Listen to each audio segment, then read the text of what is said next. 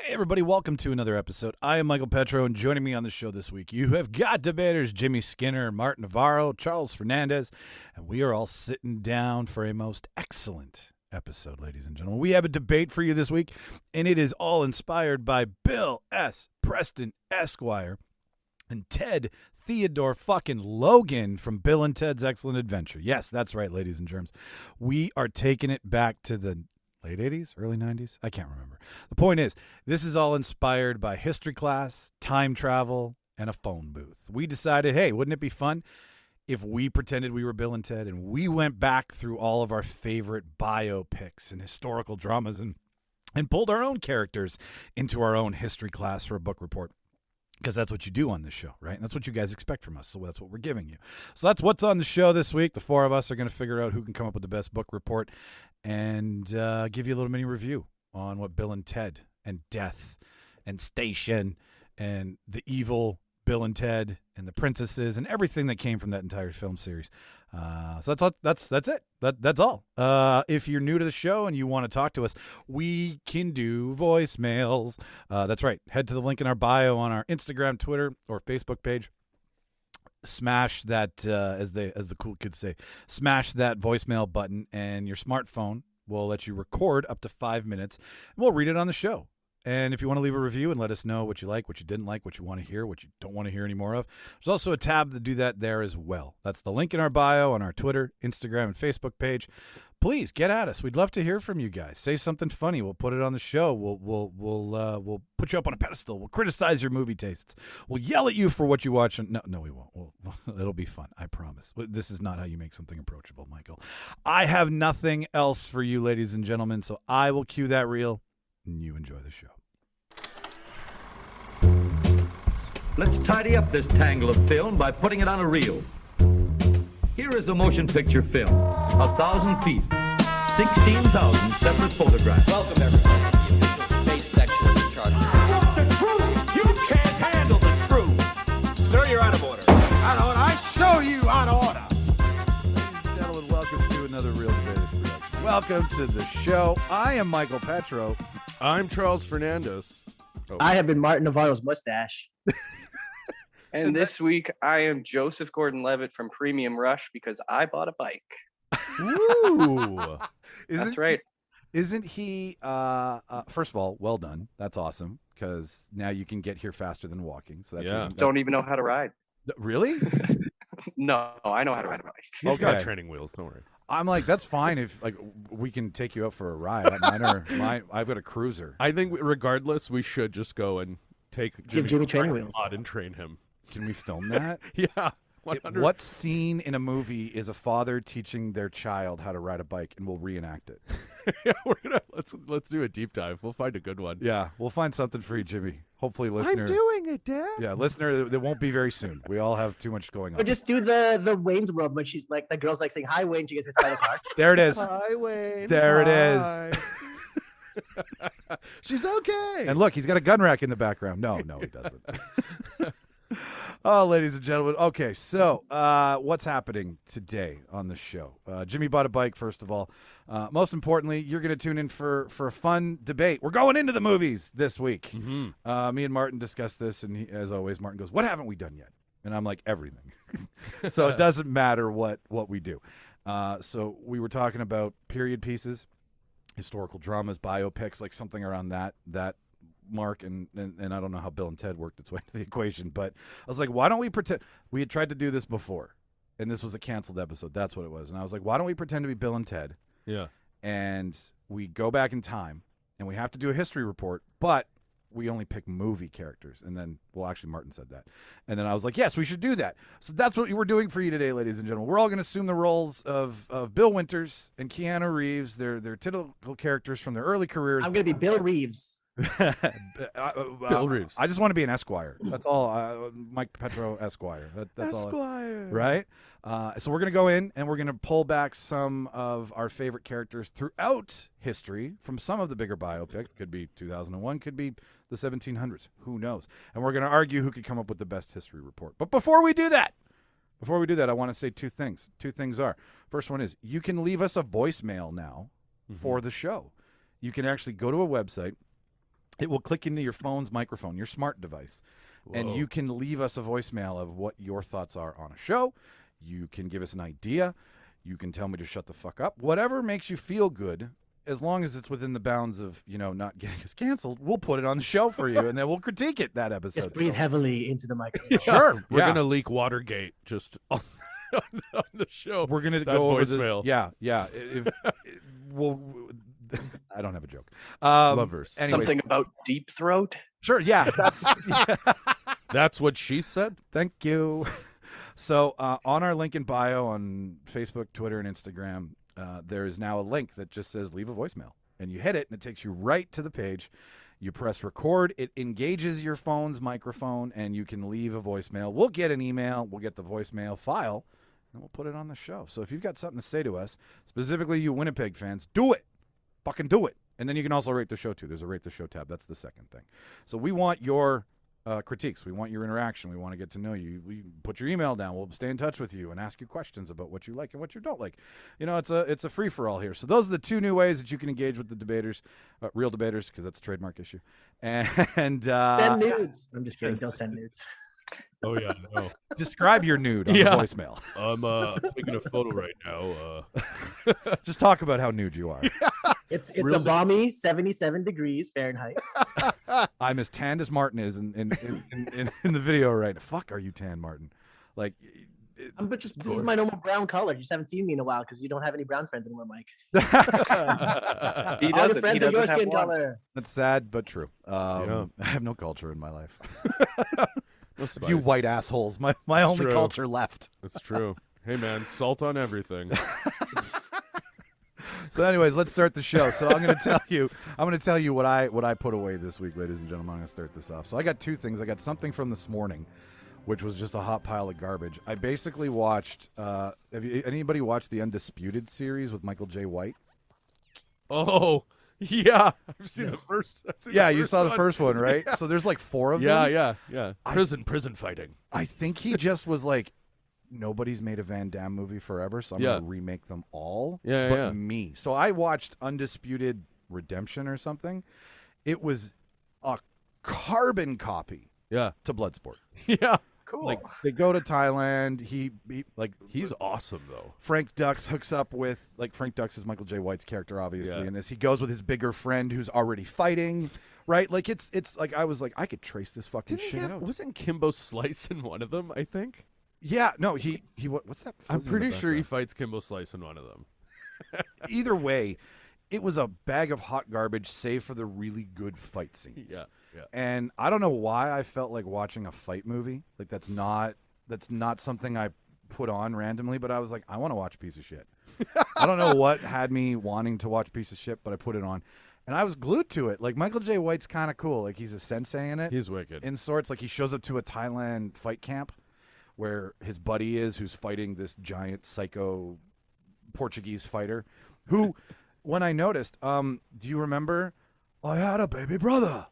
Oh yeah, and he was perfect in every way. From Mad Max, do you guys remember that? Yeah. That's the guy who he fights. Oh really? Oh, that's great. Yeah, that giant fuck. Yeah. So, He like pulls out the engine. exactly. And, Yeah, tries to that guy. throw Yeah. it And at he's him. also Yeah. the guy that Brad Pitt takes on as Achilles in Troy. That first. Oh my fight. God, it is. Yeah, it's that guy. So he's Holy shit. huge. Yeah, he's a big dude. And him and Michael J. White tussle at the end, which is a great. And fight. Jay White's a big dude too. Like is a he's big- in insane shape. Yeah, and there's some funny jokes because, like, when he goes to Thailand, someone immediately thinks he's Rampage Jackson.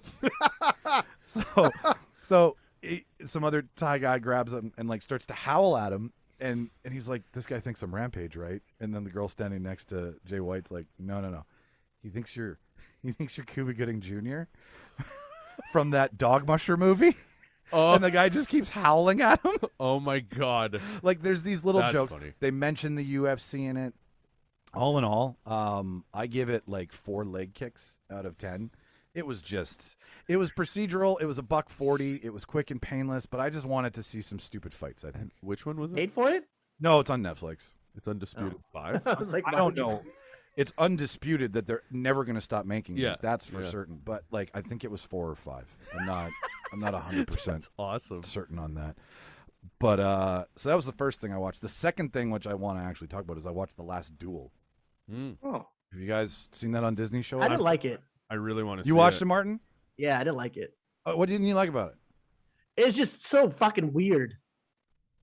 And Like- I don't know. I thought it'd be more actiony, but then it was like, it wasn't even action at all. Like there wasn't even. Yeah. I wanted more fight scenes. I thought it was gonna be all medieval and That's shit, and it's like, it's just basically this weird. I'm gonna spoil it. Yeah, do it. I'm going to do it too, so that's It's fine. like a big trial, and then different perspectives. Like that's what they just. It was basically there was a crime committed, and then they have the perspective of each person who was involved in the crime. That's exactly. That's not at all Person- what the trailer makes it look like. That's exactly what. I was expecting more fight. I'm like, give me some. I want to see some fucking sword swinging. And then Especially I was because like, Ridley- this sucks. It's Ridley Scott too, isn't So it? yeah, Last Duel is Weird. Ridley Scott. Yeah, stick to sci-fi, Ridley. Also, he does always throw in action, so that's weird to hear that there's not really. That's weird. Martin's right. There are a few action scenes, but they're very short. The Yeah. story is more about the first rape trial in France between Oh, gotcha. two knights. Yeah. Well, a knight and a squire, actually, if you want to get technical. I don't think that should have been Ridley's story to tell.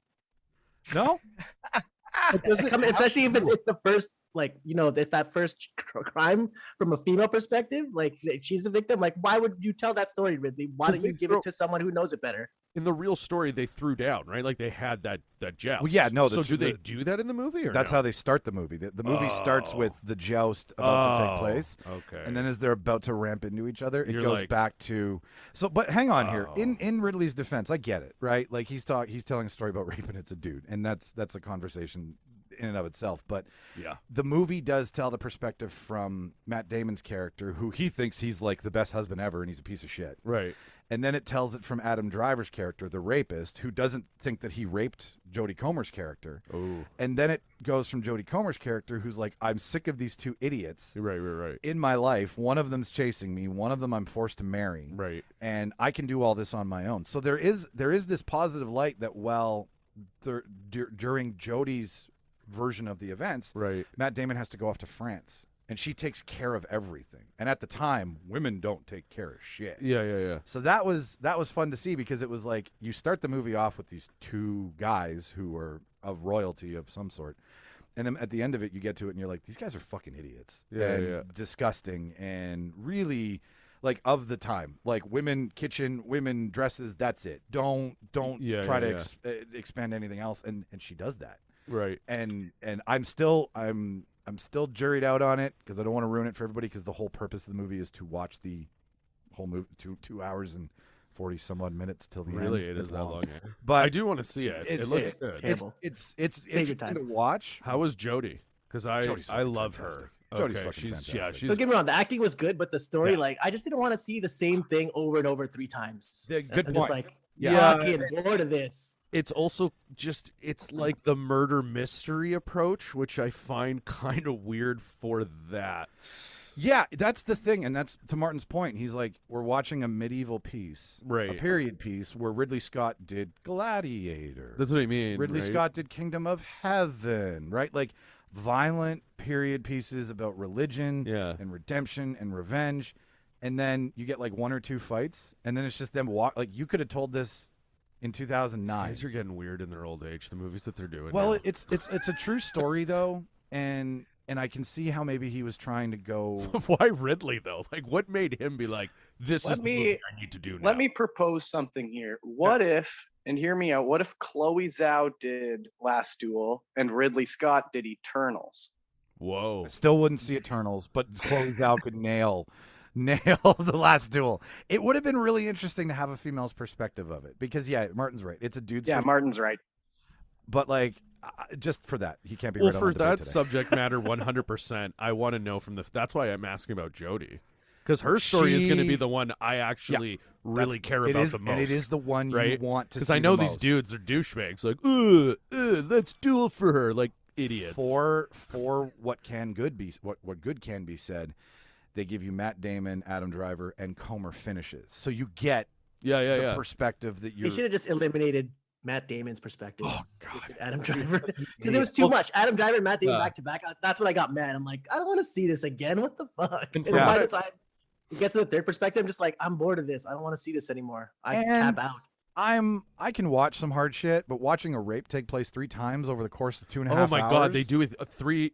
Oh, for fuck. Yeah, I'm just like, this is You brutal. don't need to do Yeah, that. that was a little hard on the At senses. 2 hours and 40. Well, fuck me, no kidding. Yeah. Jeez, that's Yeah. insane a little So bit. I will give costuming. I will give Yeah. the period piece. I will give the Like act. the acting was good. Yeah. But for mechanics and structure Editing. and editing, fucking like 2. It seems like a little bit now too in Ridley's career. He's really like just giving himself a jerk with every movie he's doing right now, and it's Sure. really frustrating Like because that well, sounds like it. I'm sorry, but that sounds like him being like, "Yeah, The Martian let's was do good. it 3 times." Martian was was good, but stick For with me- sci-fi. I like The Yeah, Martian. Martin, Yeah. stick with sci-fi, buddy. Stay in your galaxy, Ridley. Like, So yeah, I'll close it out. All in, I'd give it like with everything like 5.5 lowly gross squires out of 10. That's my take on it. Like watch it, but like you could once you get Adam's plot, you could fast forward through the rest of it because you're just watching the same shit happen from a different perspective. yeah, and it's like 40 minutes. that's what I mean. Like, I'm not gonna lie, I might just like as soon as it cuts to like now you're seeing perspectives, let's just Yeah. go to Jody's. Yeah.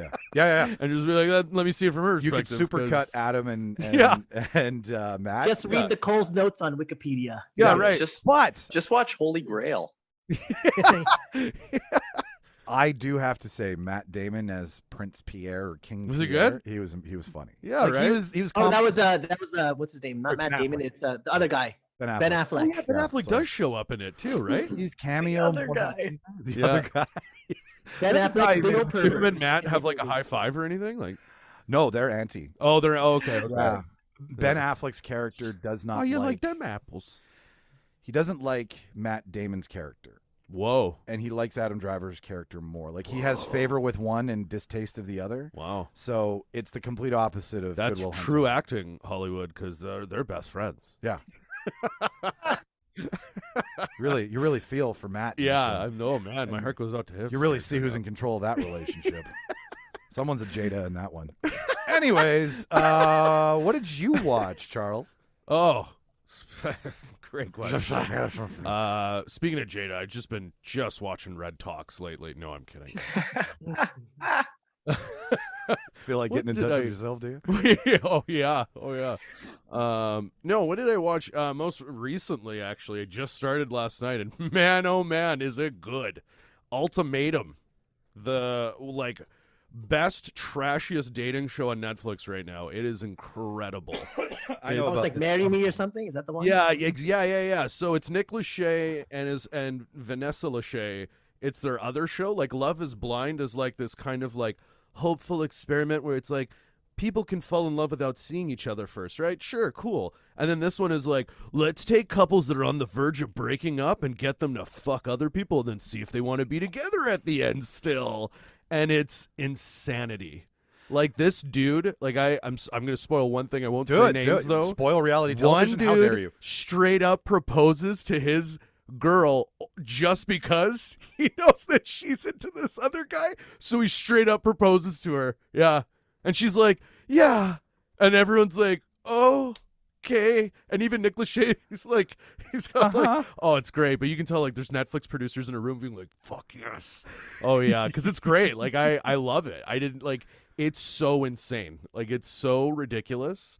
And what I love is like, it makes me like I feel like an old man watching it because they're also like in their early 20s and all the relationships are like we've been dating for 2 years and he won't put a ring on it. I'm like, 2 years, you idiots!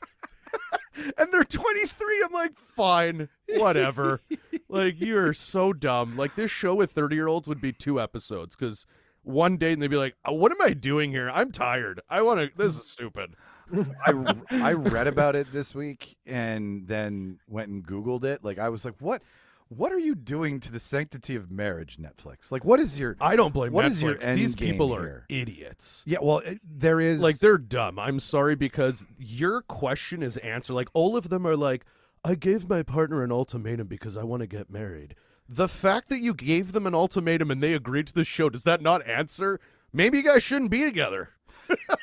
Or like maybe it's not right. Like, you know what I mean? Like, Okay, hang on here. Let's all pretend that we're all in happy, perfect relationships right. that have not been tried in any way, shape, or form. Jimmy, you go first. Would you risk your good relationship on a show like this? What's the payout, Charles? Oh, I don't think there's any money or anything. It's just like, will you find love or not? It's stupid. Jimmy? Well, that's going to be a hard fucking no from me. Yeah, okay. Right. Any reason why you want to tell us? I think the reason should be obvious, Michael. No, it is. I'm just probing for fucking comedic sake. All right, Martin, you've got this perfect thing. It's awesome. You couldn't have Question: what will it do to my comedy career? Okay. All right. Skyrocket, baby. yeah. Okay, if it doesn't, I'm out. He's like the Will it lead to a Netflix special? Yeah, I'm in. my own show. Okay, no, hey, listen. If career expansion is what you're looking for, you go on one of those shows. That's how a normal layperson becomes something in the entertainment industry. And if Martin's already got comedy and he's already funny, then yeah. I mean, if comedy's worth more than your relationship and your dreams, I don't think there's anything wrong with that. Well, it'd be great too, because like But Martin, comedy is my dream, Mike. No, fair enough. but all his private interviews on the show would be great because they'd be like, Martin, what do you think of this girl? I'd be like, yeah, she's great. So you guys can catch my shows actually at right. They'd be like, cut him off. Cut his mic. Cut his mic. Cut his mic. We're on the 26th. Yeah. Charles, what about you?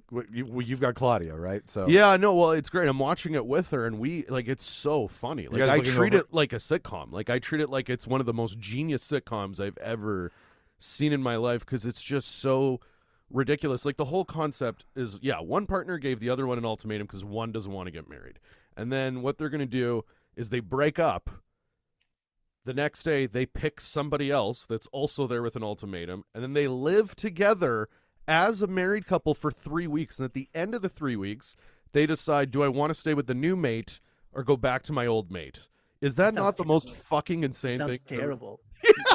But it is this person so- living there for 3 weeks. Yeah, 3 weeks, dude. Oh my Like, it's God. nuts. And you can tell, like, Netflix knew exactly what they were doing when they were interviewing. They purposely picked couples that are on the brink of something. An Yeah, you need emotional conflict. explosion. Because there's one chick that's there. I love her, but she's like, dick, dick, dick. I want some dick. She loves it. And I'm just like, and what's nuts is that they're mingling in the same rooftop. So, like, you're over here. you have to watch having it. a talk, and then like your mate's over there flirting with this guy, and all of a sudden, but it's funny because the first day there's one chick that's really jealous. This guy, like her guy, laughs, and right away she's like, "Excuse me," and she just starts staring, and the cameras start like doing a zoom in, and she's just glaring, and then she looks and she's like, "I just don't know what the fuck is so funny over there," and you can't help but laugh because you're like, "This is psychotic." At the risk of sounding like a complete pervert, I would totally be interested in watching a swingers party. Yeah.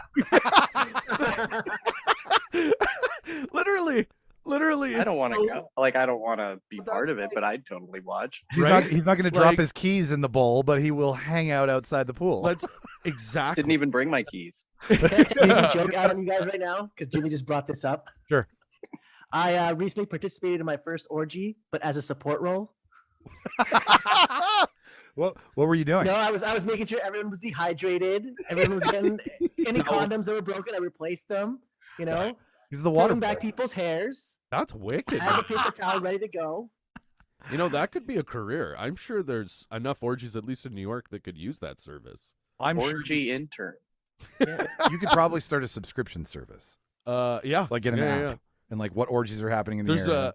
a great bit in It's Always Sunny episode where Frank, Danny DeVito's character, of course, went to orgies all in the 70s, and he still goes and he brings Dennis to one, and he's like, Dennis shows up and they're all Frank's age, like they're all 70 plus. Of course they are. And Dennis is like, oh, and then Frank's like, you got to stay for at least the buffet. They got some of the best food in here. And you see, and there's just a buffet, and people are loading up on food naked. Yeah, it's so funny. Oh my! And I was like, man, I wonder, because they got to eat, right? Like, all the fucking, you're probably going to need to eat at some point, right?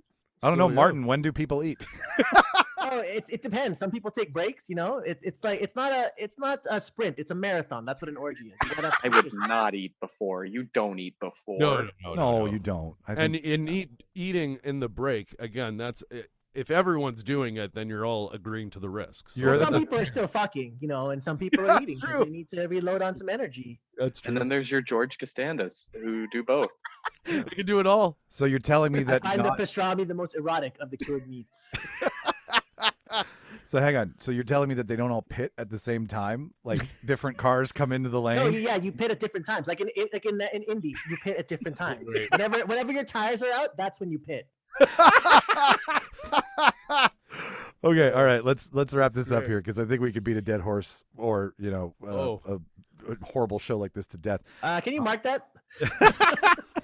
So that being said, I too would not risk my happiness for whatever fame or whatever. But I point is, how many what's out of what? What do you want to throw on this? Oh my God, I'll give it 95 out of 98 degrees. Let's say. Oh, nice. Okay. I haven't even finished it yet, man. But it is so fucking entertaining. It's just for me personally. Maybe this makes me a piece of shit.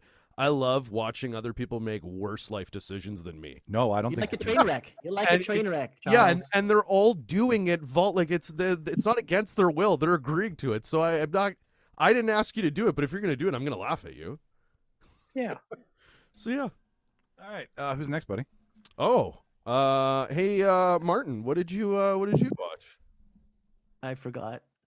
I'm just kidding. Fuck, I had something because I had something that you reminded me of, but I guess I'm just gonna go with what I've just been watching all week. I've been rewatching Dune all week just because of after the Oscars, all the nominations for editing, sound, and everything. I've been watching it with the sound, my sound system up, and just enjoying everything about that movie. Fucking love it. It's Timothy funny. Chalamet can play anything, and Oscar Isaac can play anything. Yeah. That's one of the best father-son moments. Hang on. Jimmy's got something. Jimmy? I've actually been watching a lot of Hitch because of the Oscars. Hitch is a good movie, man. Hitch is a It good was. I'm just kidding. It is a good movie. It is. How's Allegra Cole doing, Jimmy? Hasn't been slapped. Yeah, it's funny, hey, how Will knew how to handle all those situations like a gentleman in that one. Okay. Anyways, back to Dune. Dune masterpiece. Totally. Did you dip into any other Dune, Martin? I've seen the original, so I know, and it's just the original's just such a piece of Stink, garbage baby. Oh, it's all about stink. compared to this one. What's it like knowing? Did anything come out of a rewatch knowing that these awards, these craft awards, the ones that make or break a movie sometimes? I don't know if it was just me, but in the theater when I watched it, it was a little darker. Yeah. Was that just me? But now that I watched it on Crave, it's it's brighter, so you can the sandworm. I see a lot better in this version than I did in the theater. Nice. So I can get more detail in that. You could see the sandworm penis coming out of the ground, where in the theater you couldn't. No, but And if you look closely, you can see Will Smith slapping the penis back into the sandworm. You look closely though. In the theater version, you couldn't see it because it was zooms were weird and it was out of focus. But if you look closely, right back into the sandworm, and that sandworm's dick goes right back in. Oh my fucking. Thank Mike had to get a drink because of that one. Oh yeah. And That's supposed to be your job. You're supposed to be the one doing that if this is going to be an orgy, Martin. I do. I can't do it from there though. Can I get a drone? I'll get an Amazon drone to deliver you guys some hydration packets from Martin Navarro. It's like an IV with Mountain Dew in it. Are we talking Magnum about? condoms are big. From one thing I learned in my orgy days, Magnum condoms are actually really, really big. Overrated. But also, I like to because you know how they have a craft service at movies, so they have a craft service like an orgy. I like to put Magnum condoms and Magnum ice cream bars, both of the same. Same company. By Magnum. Magnum anything. Do you do a little hole in the wood and then hang the condom from the Magnum? Because nothing says I love you like giving Magnum ice cream bars to someone who's lactose intolerant at an orgy. Some people are into that. There's a special room. We put a tarp down. Yeah. It looks like a kill room, but it's just for the mess. Yep. So in short, Dune is better the second time around. Yeah, it's cool. I love the whole Dune, like the Frank Herbert Dune stuff, and I've watched all Did you remember the James McAvoy versions? No. Dune? TV movies. Oh, Yeah, I heard about he was in the TV movies as well. So those ones, like they actually did, I think all 4 books. So they did 2 books. They did the first one, which is what we're watching now, and then they do the Children of Dune, which is the children of Paul Atreides. Whoa. Yeah. Interesting. There is a lot of Dune out there that They do Dune babies? Dune babies. Dune babies. Babies. What do they do, Martin? Dune babies. Martin, who's your favorite character in the movie? He dies early, but spoiler, he dies early. Jason Momoa's character just dies in such a badass way. So wicked, eh? Yeah. So awesome. It is one of those movies where, like, at the end of it, I was like, I can't remember a movie that one was so good, like so deep sci-fi, so good, but where like all my favorite characters die in that movie. Fuck. Like, in the 80s one, he's not he doesn't. I don't remember him dying in like such a cool way. Like his character dies in that one, but it's not as good. But yeah, in this one, he goes out with a bang. Yeah, which is awesome. He even smiles. Doesn't he like smile at Timothée Chalamet at one point because he's like, yeah. He pulls a sword out of his chest and he's like, I'm gonna kill the rest of these guys. Yeah. Jimmy, did we see Dune together, or did me and you see Dune together, Charles? No, I think I saw Dune with Claudia. Did we see Dune, Jimmy? I have never seen any Dune anything ever in my life. Whoa. What did I see? About Dune babies? We should watch Not one. Dune. Not even a clip.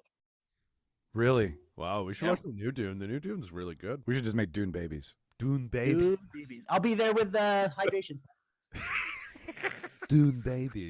God damn it! Who knew an orgy would be the through line between today's episode? Yeah. I did. Good though. Our are all inclusive, just like our shows. So. Yeah, exactly. They're in house. Okay, Martin, second pass on the Dune ship. Now that you've seen awards for sound and editing and all that stuff, does it raise the bar from the previous score, or does it keep it at the same? But you're just like, it's the same. I just appreciate it more now. Yeah. You know? I think I gave it like an 8.5, close to a 9. Yeah. So in between there is what I gave it last time, and I'm sticking with it. Still awesome. Yeah. Also, but if you got a good sound system, bust up that sound because it's the soundtrack's wicked too. Yeah. Yeah.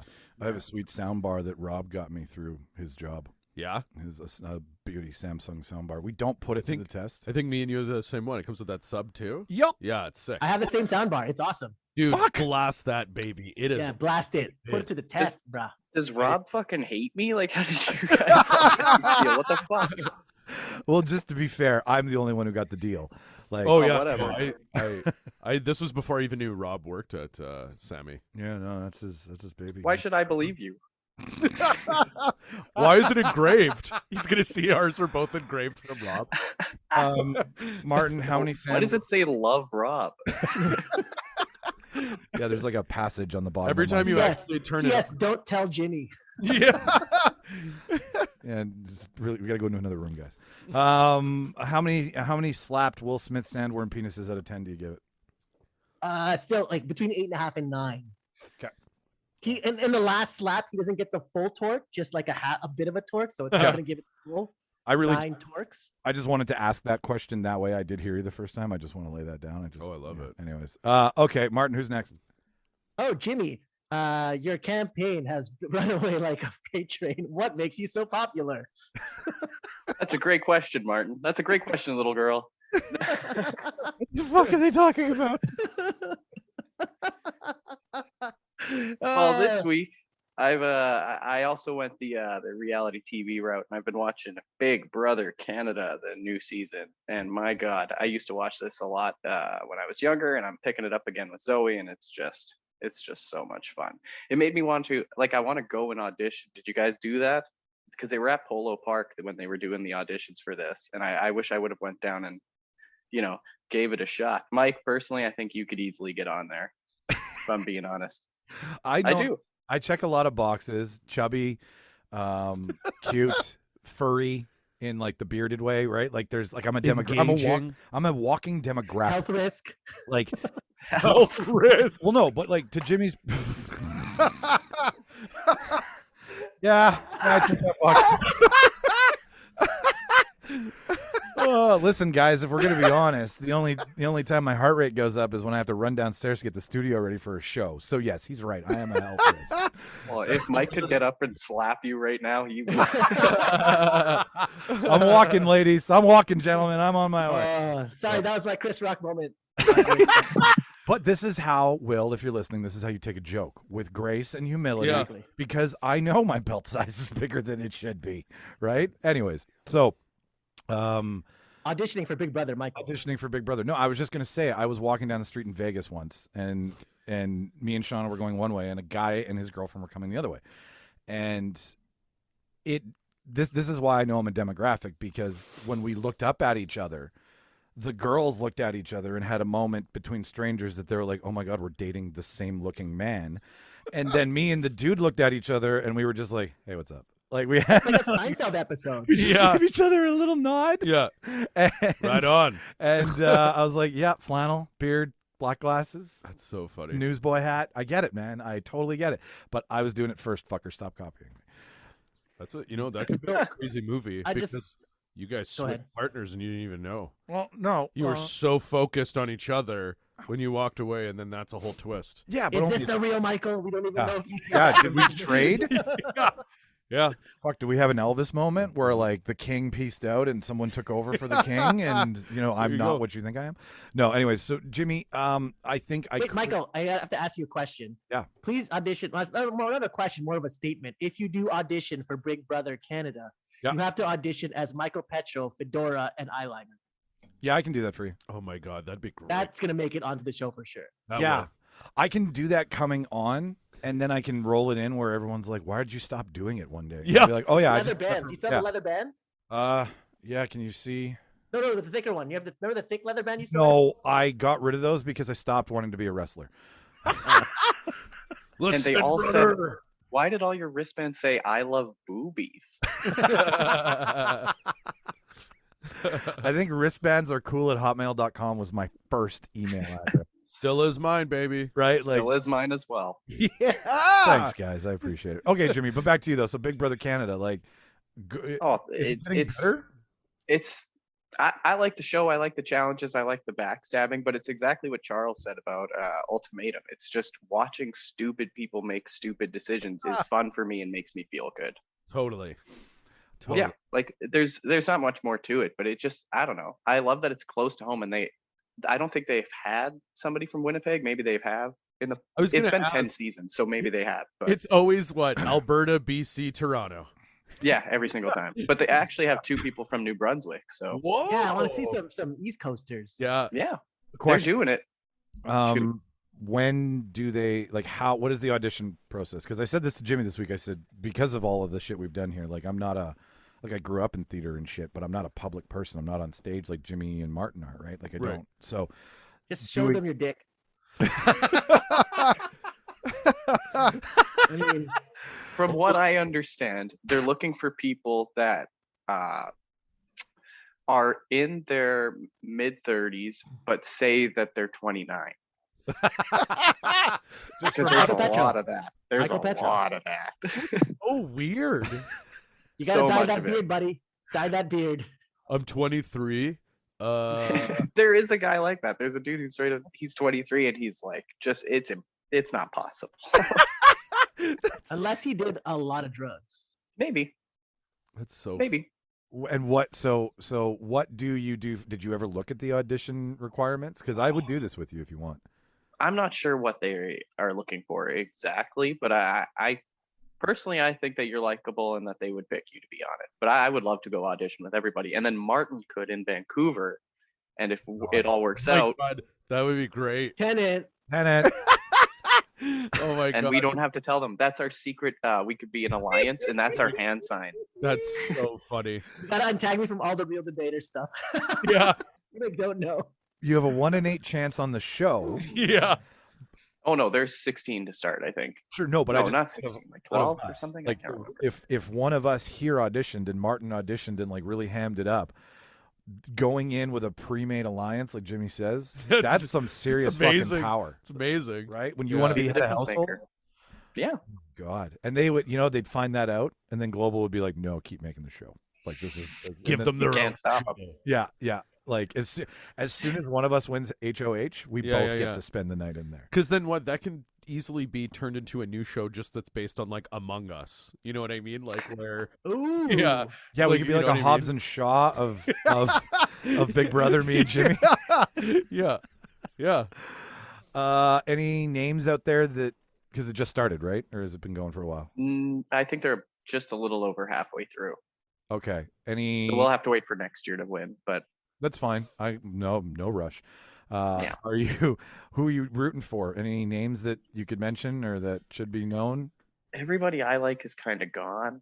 Okay. So I'm kind of hoping for one of those. Oh, we're actually going to bring a house guest back from Canada's vote. I'm like, nice. That's what I'm hoping for. Nice. Yeah. Always fun. I love when they do that. I love and especially when they're just like they do it in a wild card way where Yeah. there's no amp up anything. They're like, whoa. And then all of a sudden they just come out of nowhere and you see everybody like, what the fuck? Yeah. It's great. It's great. I do personally think we should audition, and I think that would be a fun process to go through. Well, we can And think of the content, Michael. Oh Yeah. God, yeah, no, just I could, you know what I could do too? I could be just a bystander in the mall, and then when I see you guys go up, I'll be like, "Are you guys on TV? You guys look amazing!" And just like amp you guys. Oh, up. you want to do some work? You want to do a wrestling Yeah, bet? Do you guys know who these guys are? These guys are awesome. Are you guys from the Reel Debaters? And they're like, "Whoa!" You're right. Just amp up your audition, and then you do it, and then me and Jimmy will be like, "That guy has his own TV show on YouTube."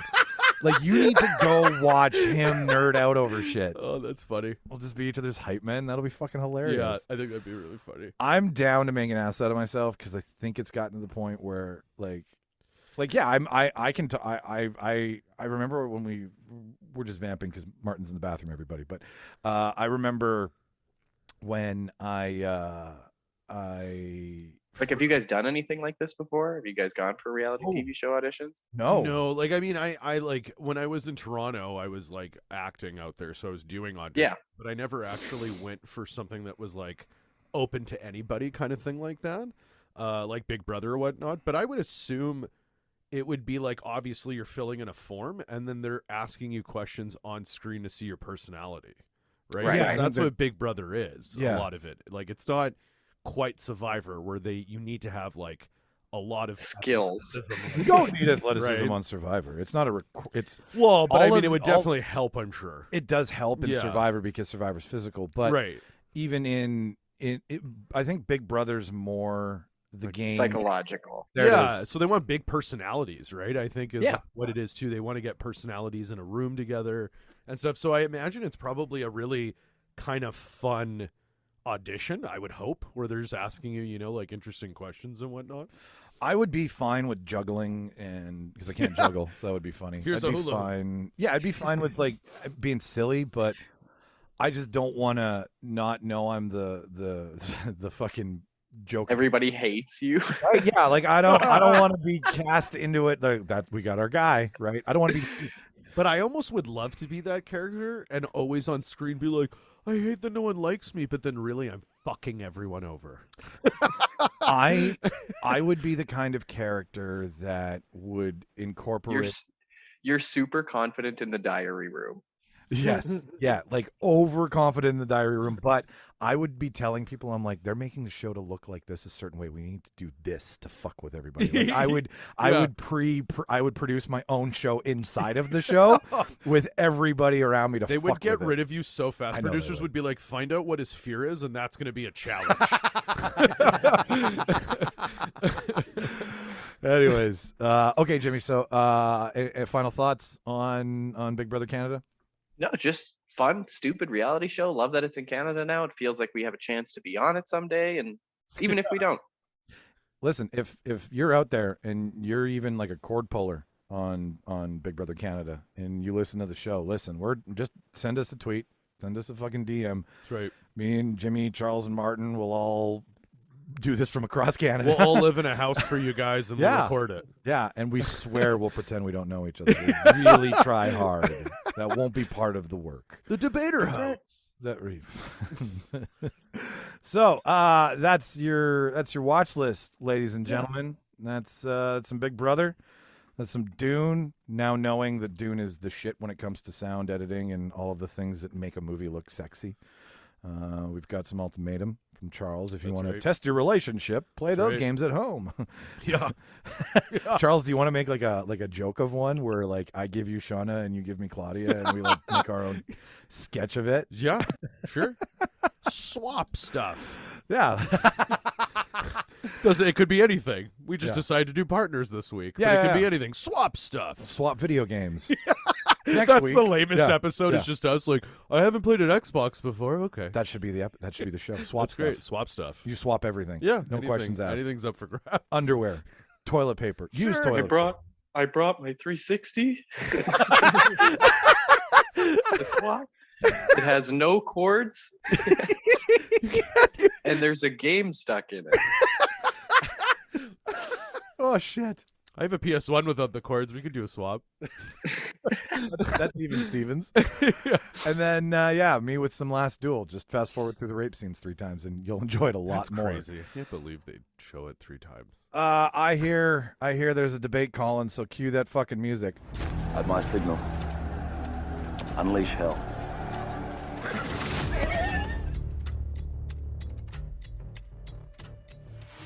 Push it. Don't push it. I'll give you a war you won't believe. Goldstein, give me a fat beat to beat my buddy's ass. I know what kind of guy you were. I never would have agreed to work with you. Are you gonna bark all day, little doggy? Or are you gonna bite? What was that? Sorry, I didn't catch you. Would you repeat it?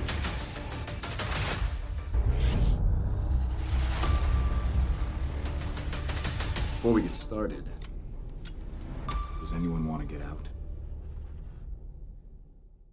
So, ladies and gentlemen, as mentioned at the top of the show, this week we are debating who could come up with the best history report if you got the chance to be Bill S. Preston Esquire and Ted Theodore Logan. We are Wild Stallions. If you got to jump into the movie, because we haven't done a jump in movie one for a while. These are the terms that we use around here at the show. Because fuck it, why come up with something cooler than that? So we're going to assume the roles of some of our favorite characters, but there's a caveat with what we do. Instead of bringing back actually Socrates or actually Sigmund Freud, we're going to bring back whatever movie characters we like through time at any given point. Doesn't matter. And why maybe you'd argue that they would make a good history report for each other, what we would learn from them, what we could achieve by maybe having them in our lives at this point, so on and so forth, just like the movie. And then maybe some of us have come up with their own Rufus for this one, or if they've stuck with the original. That was an option. That was, if you were to do this, would you use the original Rufus, George Carlin, or would you come up with somebody new who could be Rufus, essentially? Because that was a pretty big fucking role. Yeah, for Carlin. I mean, like being a comedian, but also like everybody. Do you guys know Carlin of any other movie besides Jersey Girl, Dogma, and Bill and Ted? Oh, Dogma is great. His Jimmy, cameo, that's great. Anything to add to that? No. Okay. Fair enough. So let me bring up my my phone here. What are you What are you guys laughing at? Jimmy screwed this week because I already called the pick he wanted.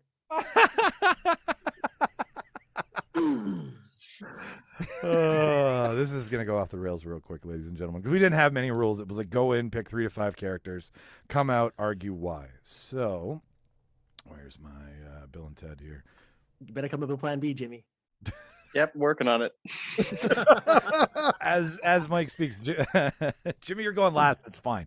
You got tons of time here. So, all right. So I will go with my picks first. Like if I was to go through time, I'm going to start with Howard Hughes from The Aviator. That was my first pick. First things first. Modern.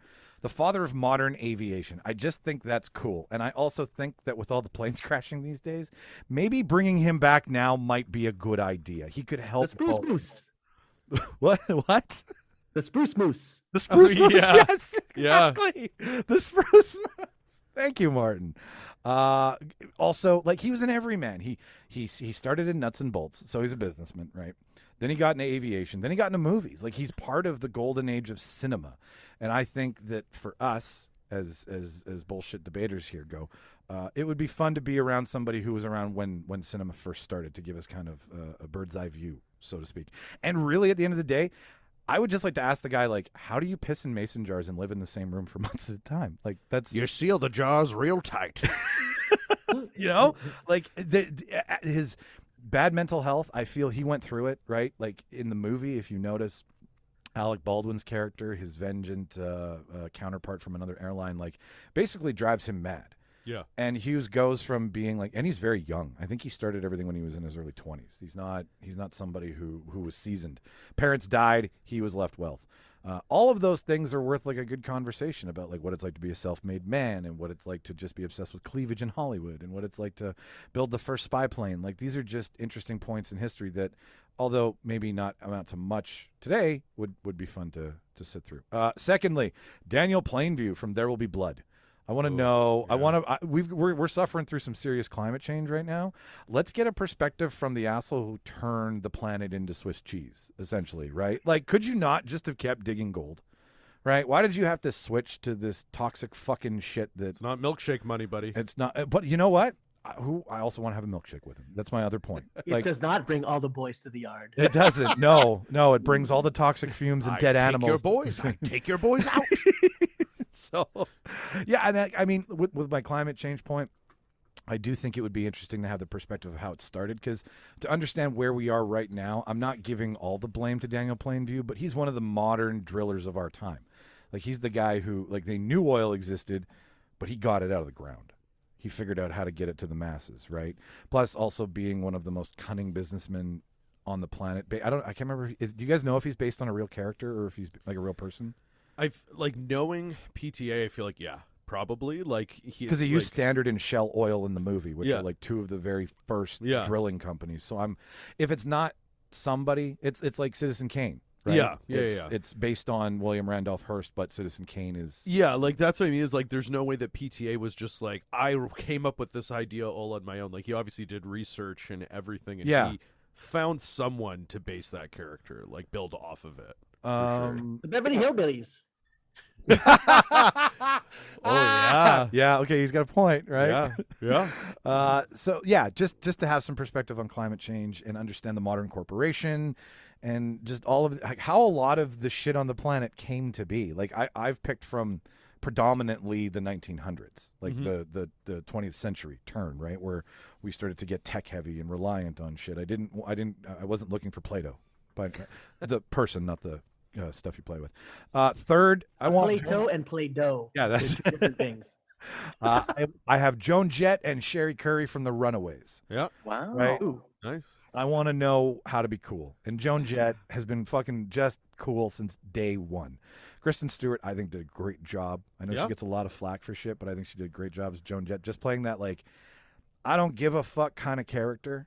And that really is what Joan Jett has always been. But one of the first all-girl bands of the time in rock, right? Like, I would imagine there are other genres that it was easier to break into, but to be badass rocker chicks during the 70s and the 80s, when you've got hair metal bands that are predominantly led by men, you've got rock bands that are predominantly led by men, blues bands, like, they're just breaking the ceiling of the time, right? So nowadays we need some good music and we need more female musicians than ever now. So bring them back, right? Let everybody have a fucking pep talk.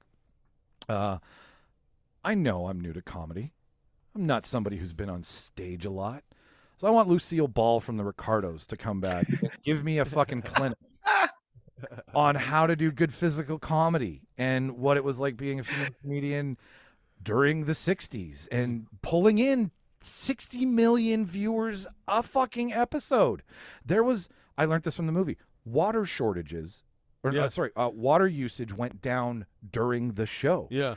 Department stores changed their hours because people wouldn't come out to shop because Lucy was on. Yeah.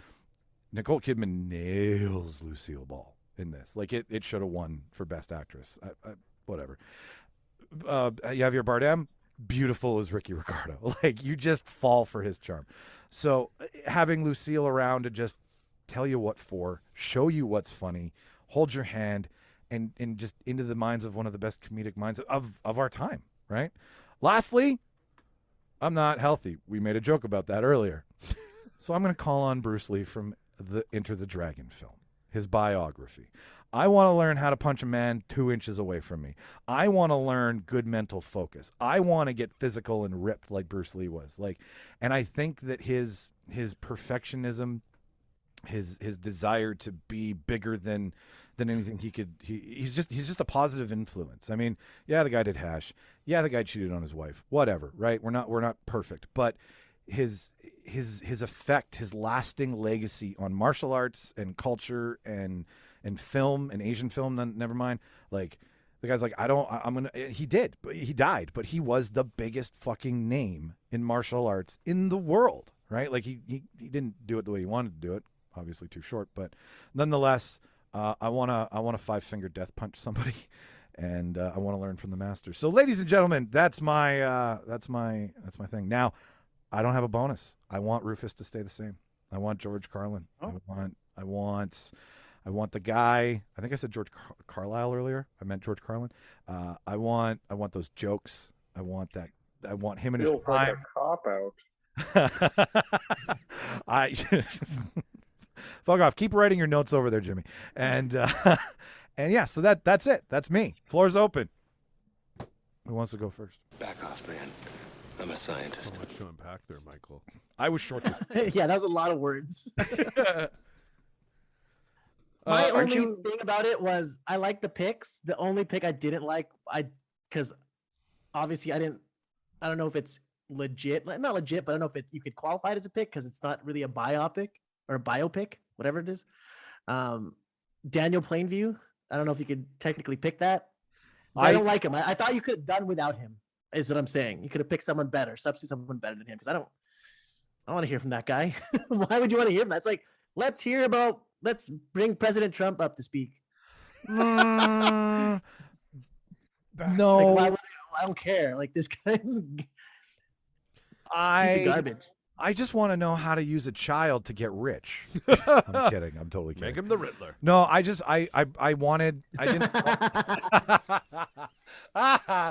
I picked him because I didn't want to have this perfect sunshiny record. I wanted something from the past that was maybe a blemish on how we got here, right? Like, if we're looking at history, you got to look at history from the eyes of everybody. Trump never gets to speak, in my opinion, but Daniel Plainview, I feel, gets a couple seconds, right? Just but I get what you're saying, Martin. Like, I appreciate it. Like, he's not the guy you want to learn from in the same way that Lucille Ball would be like, that's not how you do it, sweetie. I think Martin's right, and you're going to be subjecting him to like high school students who are dumb and impressionable. This isn't good, Mike. You're all bastards. All of you.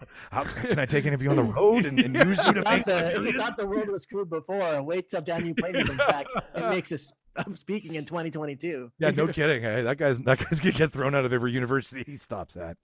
I do want to say though, Michael, I think you did a good job of making it at the same time educational as well as fun, and that's what Bill and Ted did. So well done there. That's what I was going for. I was still like realizing that I'm like, okay, if I'm Bill and Ted, I'm in a history class. Like, I need to do this. Can't just be like dumb fucking shit, right? I'm gonna bring back the Tron motorcycle and just race that stuff isn't even real to begin with. But the point is thank you, Jimmy. I appreciate that you saw the education in my pitch today. Nearby football rules. Charles.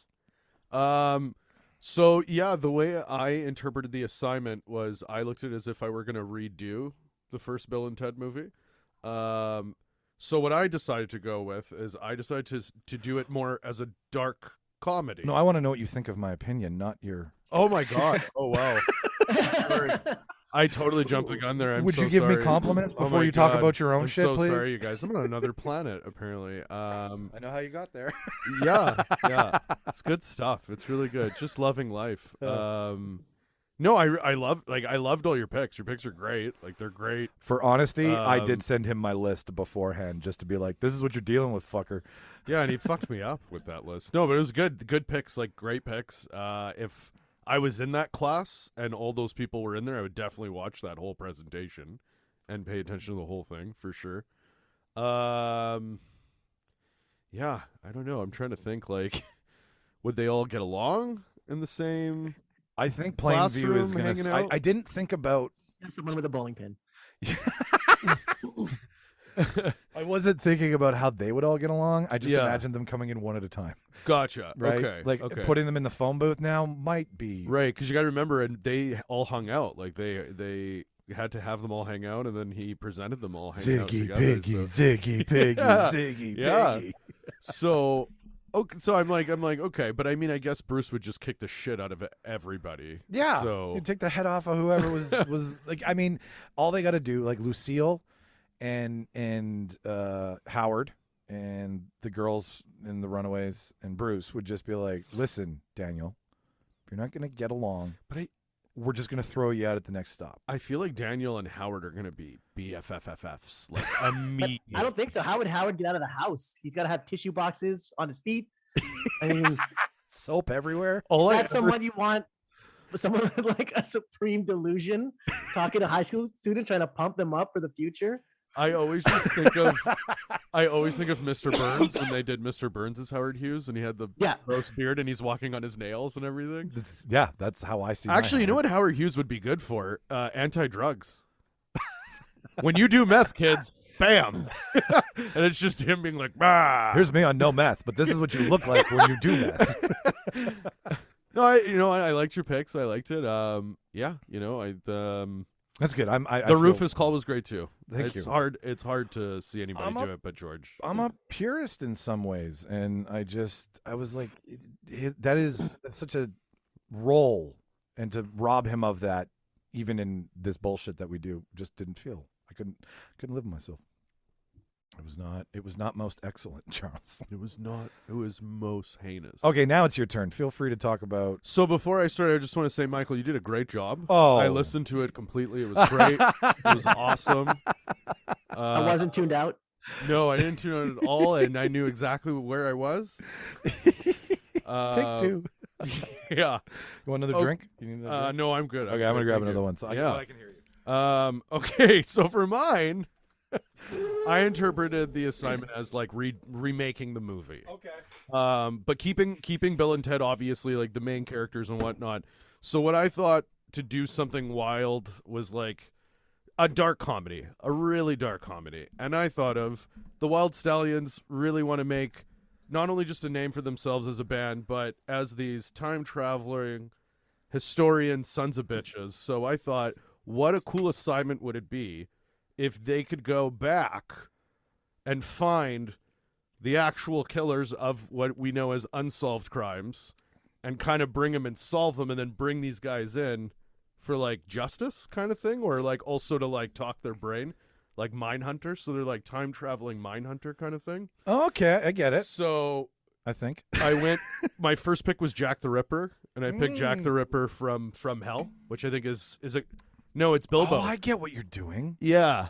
So no, like, from Hell is Jack the Ripper. But I think Bilbo Baggins plays him. The actor plays him from Hell, or Chris Walken. No, Chris Walken was in Sleepy Hollow. Yes, Chris Walken was. So the I think it's Headless Horseman. Bilbo. Bilbo plays Sean Astin.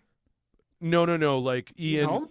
Yeah, Ian Holm. He plays Jack the Ripper in From Hell. Yes, he does. The very, very end. That's Yes. like the big. Yeah. So I wanted him. His Jack the Ripper. I just remember the grapes. The grapes were a very Yeah. vital scene in my head. So I had his Jack the Ripper, and then because again the movies that I'm picking and the versions I'm picking, in the movies you find out who did it, but in society we don't. Jack Ripper's still so running around. In that movie, Ian Holm is Jack the Ripper, and they reveal that he is, so they grab him. Okay. And they bring him back, and they're going to be like, how did you do it? Why did you do it? And then, like, kind of thing like that. And then what it is that it's kind of like a Mindhunter, but then they also solve the crime because they actually do bring the real guy. I love and how they much bring it to responsibility justice. you've given these two. And they're doing it as Wild Stallions. So, and then the next one I had, my next pick was the Zodiac Killer from David Fincher's Zodiac. Yeah, So you did. We all know it's Drew Carey's brother, but they never caught him. So they go and grab Drew Carey's brother, and they're like, we got you before you have the heart attack. Because I think that's what it is by the time they go to get him, he's died from a heart attack. Yeah, Zodiac had life had gotten to Zodiac. Yeah. So they're going to get these guys before, like, we know now but they're going to go and get it, and then we're going to be able to talk to these The guys. time crime. And really find out. Exactly. I'll help you. And then I got the Black Dahlia, of course, from Brian De Palma's Black Dahlia, which I think is Harry's aunt. And Harry Potter, I can't remember her name, but she's Aunt Petunia, I think. Isn't Ben Affleck in that too? The Black Dahlia? No, Aaron Eckhart. Yes. Josh Hartnett. Josh Hartnett and Aaron Eckhart. That's a good, and she was great. That was another big thing, is the Black Dahlia has always been alluded as a man, and in that one I believe it is, but she was the one that was grabbing the girls specifically. Yes. And it was her that was really the one doing it. And that was like grabbing Do you her. guys, Jimmy Martin, you guys know that crime, the Black Dahlia murder? Yeah. Oh yeah. Fuck. Yeah, it's a crazy one. Yeah. It's like That's very Jack the Ripper. It's an American Jack the Ripper, essentially, is America's. I would say that was America's Jack the Ripper. For sure. And then I don't know why, but I just said for consultants on catching the murderers, and as well just for inside information, they could visit Brutus, like Marcus Brutus from Caesar, and talk to him and just see, get some inside information, as well as John Wilkes Booth. Because I also thought it'd be funny if they brought John Wilkes Booth, and if one of you guys picked Abe Lincoln, the two of them would just really just go at it. I never thought where we put all these people when we did our presentation. That was the funny thing when I was writing this. I'm like, so they definitely can't all be in the phone booth at the same time. No, and they definitely need to be handcuffed. I love how you thought about inside information, because yes, Brutus and John Wilkes Booth both betrayed. Yeah, so they they could have some insight just to give them, and I really like the idea of it being like a Silence of the Lambs moment where they're like, "Hey, Brute, and they're just asking questions, you know what I mean? And then they're like, "All right, check you later," and they leave. And then John Wilkes Booth, like, they're just like, "Hey, man, you don't know us, but," and right, John Wilkes Booth would be all caught off guard, but they could ask him questions, and he's like, "No one's asked me from my perspective before." And then he'd tell them, and then they're like, "Hey, see you later," and then they go get Jack the Ripper and whatnot. Is that your? Yeah, it's like, and for my Rufus, I went with George Carlin, of course, and then I said, and if not, then I actually really liked Kristen Schaal. I thought she was a great step in for a new Rufus. So. Somebody who's smart and She's another cop out. But yeah, that's my Bill and Ted pitch. Who do you want to throw it to first? I'm a scientist. Whoever. I'm pissed off because this is the first time that I fully understood the assignment and did it right, and now it doesn't even fucking matter anymore. No, good picks or whatever. I don't understand how you're going to be able to pick these people up and without them putting up a fight, but fine, whatever, I don't care. That's a great question. He picked characters. That's all that mattered. I said characters. However you interpreted what you did beyond that, because I wanted pepper spray and stun gun. Yeah. They could grab the knight's armor and then go and grab these guys, so at least they're wearing armor. Sure, yeah. Bag shotgun. Yeah, make a pit stop or something. Billy the They're gonna Kid get will stabbed. borrow your gun. All right, Jimmy, keep ranting. It sounds like you've got something you have to get off your chest. You're just going to get Bill and Ted murdered. That's all you did. That's not a movie. That's a war crime. Yeah, I could see They're that. going to fail. They're going to, you know what? They're going to fail their history report because they got murdered and then the world's going to end. I hope you're happy. Yeah. All these guys got back, and Bill and Ted were killed in the process, and you released Jack the Ripper, John Wilkes Booth from back in time before they did their thing to From I time think you jail. guys are underestimating how amazing Bill and Ted really are. I mean, you guys are forgetting the fact that we don't know this yet, but I have a really good feeling that they die and come back. And I don't know many people other than Jesus that have done that. stay Openly. Stay So, Stay right. shad. Right. I mean, so Not only do they die, but they play a game of Twister to come back. they outwit So wait, death. question. Man. No one So what game did Jesus beat death at? that could be a great debate. Clue? Would it be Clue? Clue. No, was because the Jesus would Cardinals lose that because he has no idea who works for him and who doesn't. No. Yeah. He has no idea who's going to betray him. That's right. What was that, Martin? He had no idea who was going to be. No, he did have any. He let it happen. He let whoever's going to That's betray right. it happen. He knows Yeah. all, man. Yeah, he took a knee on that It one. was Colonel Sanders with the screwdriver. I think it was the card game speed. What was That's that? what he lost to death. The card game speed. I don't know if you guys know this. Jesus has really good reaction time. Yeah, he's quick. I'll go next. I dig the dark feel that you gave it, because you turn two idiots into like detectives overnight. Like, I just thought that would work. But I do love it. Like, I mean, it is a comedy, right? Like, these two guys solving heinous, bloodthirsty crimes. It's kind of funny, and that's their charm. Is it always works out somehow? Right? Yeah, it always works out for them. Rufus just points them in the right direction right. and lets them go, right. essentially. But yeah, I have a hard time in closed, confined spaces with Bill and Ted and these guys. Like, I think Ted would probably just talk too much, and then the Ripper would be like, "Not worth it," right? Like, but they're not prostitutes, so he might not have any need. That's true. He does have an inkling for a lady of the night. That's right. That's right. He did have an MO. He had a motive. Yeah, so modus operandi, right? Yeah, right. So. Yeah, these guys are tricksters, man. Like, they have eluded the law. So I know that bringing them back is interesting, but I think they might have ulterior motives. That's my only downfall, is like, you're shaking the dice. Yeah. You know, I'm not gonna lie, I tried to No Way Home it. Like, you never shake dice. You roll dice, Mike. You roll dice. You don't shake it. Let's cure some ass. Martin, final thoughts on this? So let me get this straight. Bill and Ted are traveling back in time, making them time travelers, but they're also going back in time to catch criminals. So they're acting as sort of law enforcement agents, making them cops. So they're like time cops. Yeah.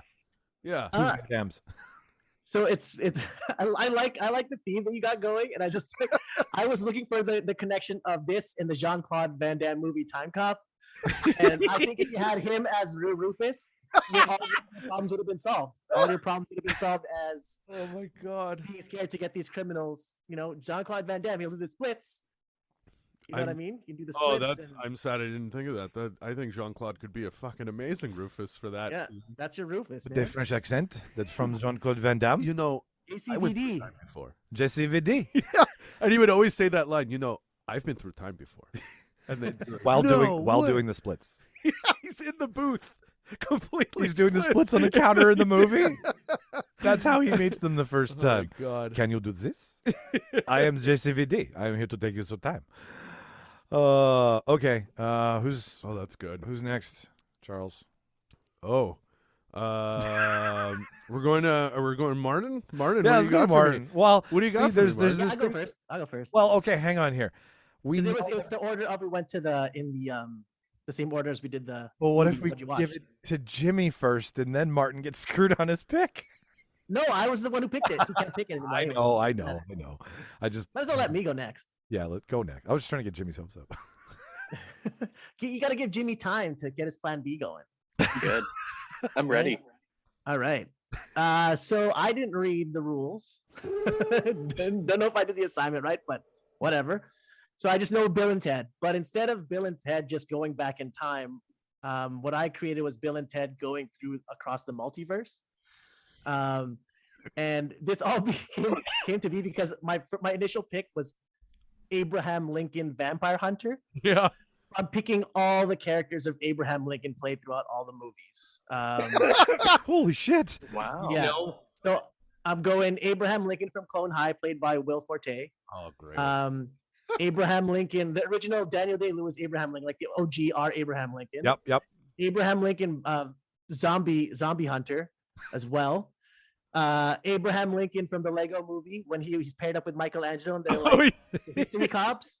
So that also played by Will Forte, voice Will Forte. And also Abraham Lincoln, Gilbert Godfrey from what's it? A Million Ways to Die in the West. When he's like 407 years ago, I was sitting where you were, broke. But now I'm super rich and can afford all the licorice I want. Choice. It's a fucking stand-up night of Abraham Lincoln. Oh my god. It is, and it's, you know what, it's gonna be. I think that the high school kids will be into it because that's Marvel. That's what Marvel's doing right now, right? They're all doing the multiverse, and it'll be like a science learning for them as well.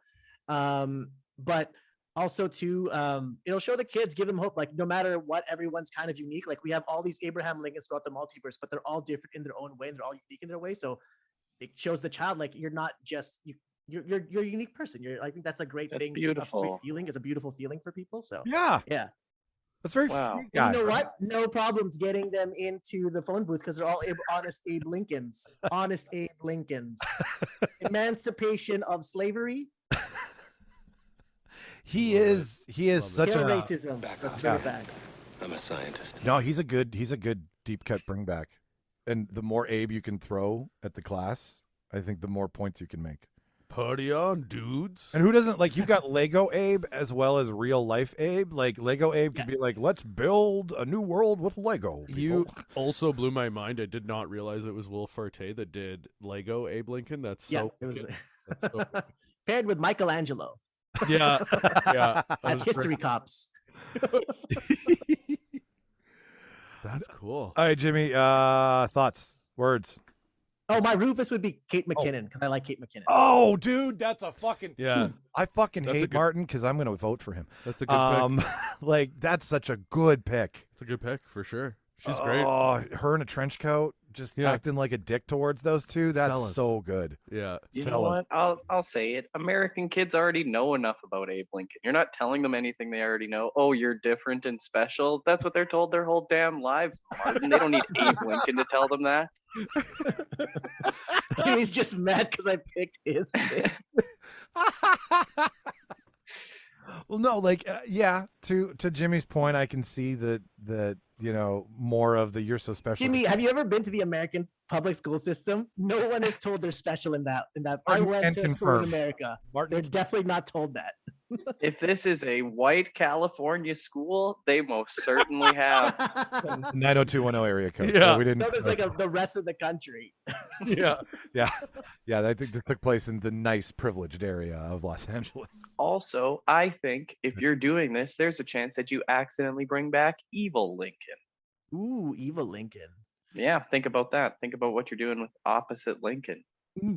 But I'm not picking him. We're only picking these the ones only. Those are the only picks I'm picking. Not bringing them all. Hey, that's why he's evil Lincoln. Maybe he'd impersonate one of them. I don't know. Nice recovery. Or you can't keep all the, as much as you want to have selective Lincolns, they're all breaking through. That's right. My only critique of it, I like it because the guy stood for a ton of great shit, and bringing somebody from then to now who was like trying to change the world, that would be a fun. Be like, hey, listen, this is not where I think we were driving the boat, right? Like this is not what we thought, and like you guys didn't write any new shit, right? Like you didn't think of evolving times, like right. Inserting. He's going to be disappointed in us. Yeah, he will be, and nothing is more inspiring than disappointment. That's why we need him back. Why we need him back. Now, just for balance only, we have no Democrats. That's my only concern. It's just he's a great Republican. He's the leader of the the grand old party. It's because of him. Yeah. I just, for the sake of education, not for anything else, some left and right, just for proper representation. Otherwise, What do you want from the man? He freed the slaves. We Give want me what do you want from cyborg the man? Lincoln. I want The one cyborg from Rick Lincoln. and Morty, linked off, Cyborg Abraham linked off, like the Hitler Lincoln, Abraham Lincoln. Oh yeah. Rick and Morty. He's going to break through. He's going to break through, and it's going to be your fault. He's actually a really nice guy. In Rick and Morty, he's like a nice guy. You find out. Yeah. He's a little weird, but he's not bad. Otherwise, yeah, And that's it's your but- fault. Charles. And you're not going to have a Doctor Strange to set everything back. That's my. Oh, there's Abe Strange. My only worry is that, as much as we want to believe that all the Abes would be cool, what if they actually like an existential crisis and they're like, there can only be one, and they all start trying to murder each other. Whoa. This isn't Highlander. But what if they think it is, man? You guys are bringing too much into the argument. You smoke too much weed, whatever you guys are doing there. I just, you know what? I don't have any other. Making it- I'm making up rebuttals, man. Yeah. You're making it too paranoid. What if they start freaking out, man? I'm freaking out, man. Like Martin, we are digging at the bottom of the barrel here. There's not a lot to pick from when you pick one of You guys them. are sounding like a lot like anti-vaxxers. Did you I do don't your care that research he- on the toilet too on Wikipedia? I don't care that he freed the slaves. Yeah. Does he know they wanted to be free? Did he ask them? Yeah.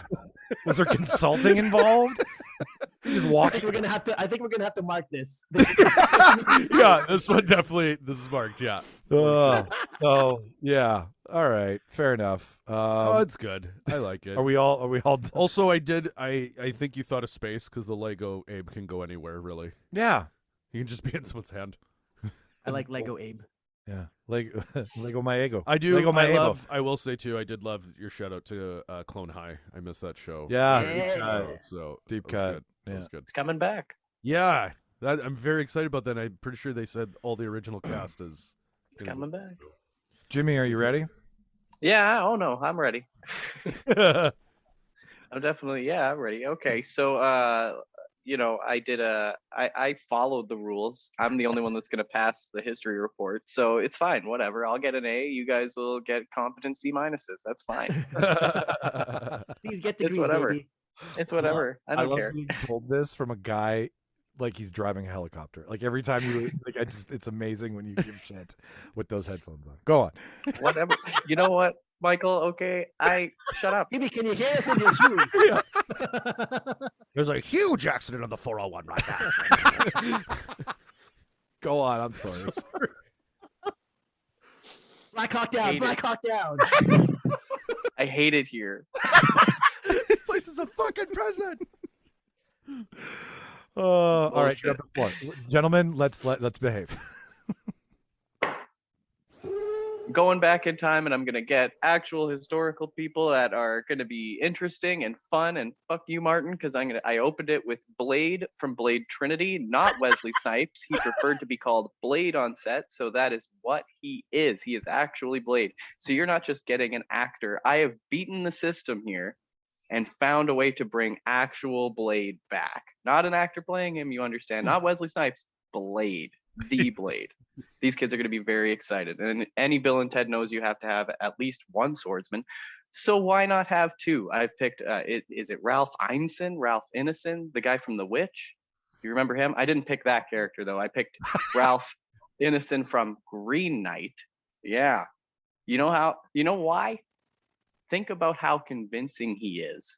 That he basically convinced Dev Patel to come get his head chopped off for no reason. He didn't even have to do it. He just did it. It's pretty convincing stuff. I know that much of the movie. I gotta watch it. Go Now on. think about watching Blade sword fight Green Knight. There's fan fiction there. There's fan fiction to be had. That's a graphic novel in the making. My next pick, to keep things interesting and just historical, I've picked Leo DiCaprio's Rick Dalton, who will be giving a how to handle a flamethrower presentation. Can you turn this thing down? It's a flamethrower, Rick. Because you never know. You never know when you're going to need to use one, and he was happy he had the training. I'll tell you that much. I'll tell you something about that fucking dragon. That thing is a hot bitch.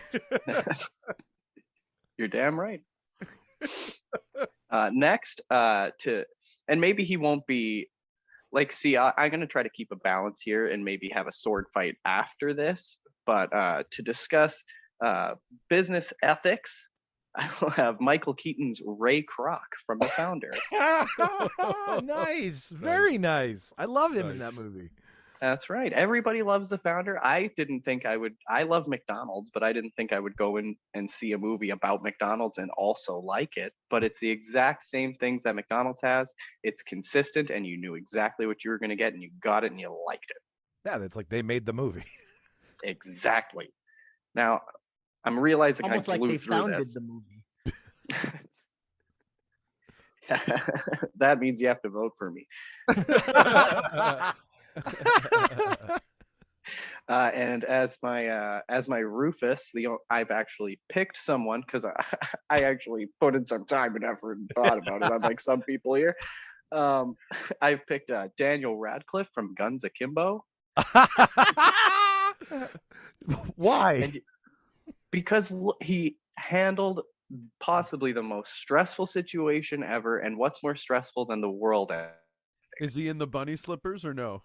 He most certainly is in the bunny slippers. That's sick. Yeah, like I want full guns akimbo. I want those guns in his. I want them attached to his brain. Full Akim. And you know what? If Bill and Ted don't want to listen, he's got guns for hands. My God, get in the fucking booth. That's right. I'm a scientist. Do you know what we were talking about earlier when you just like watching shit go to shit?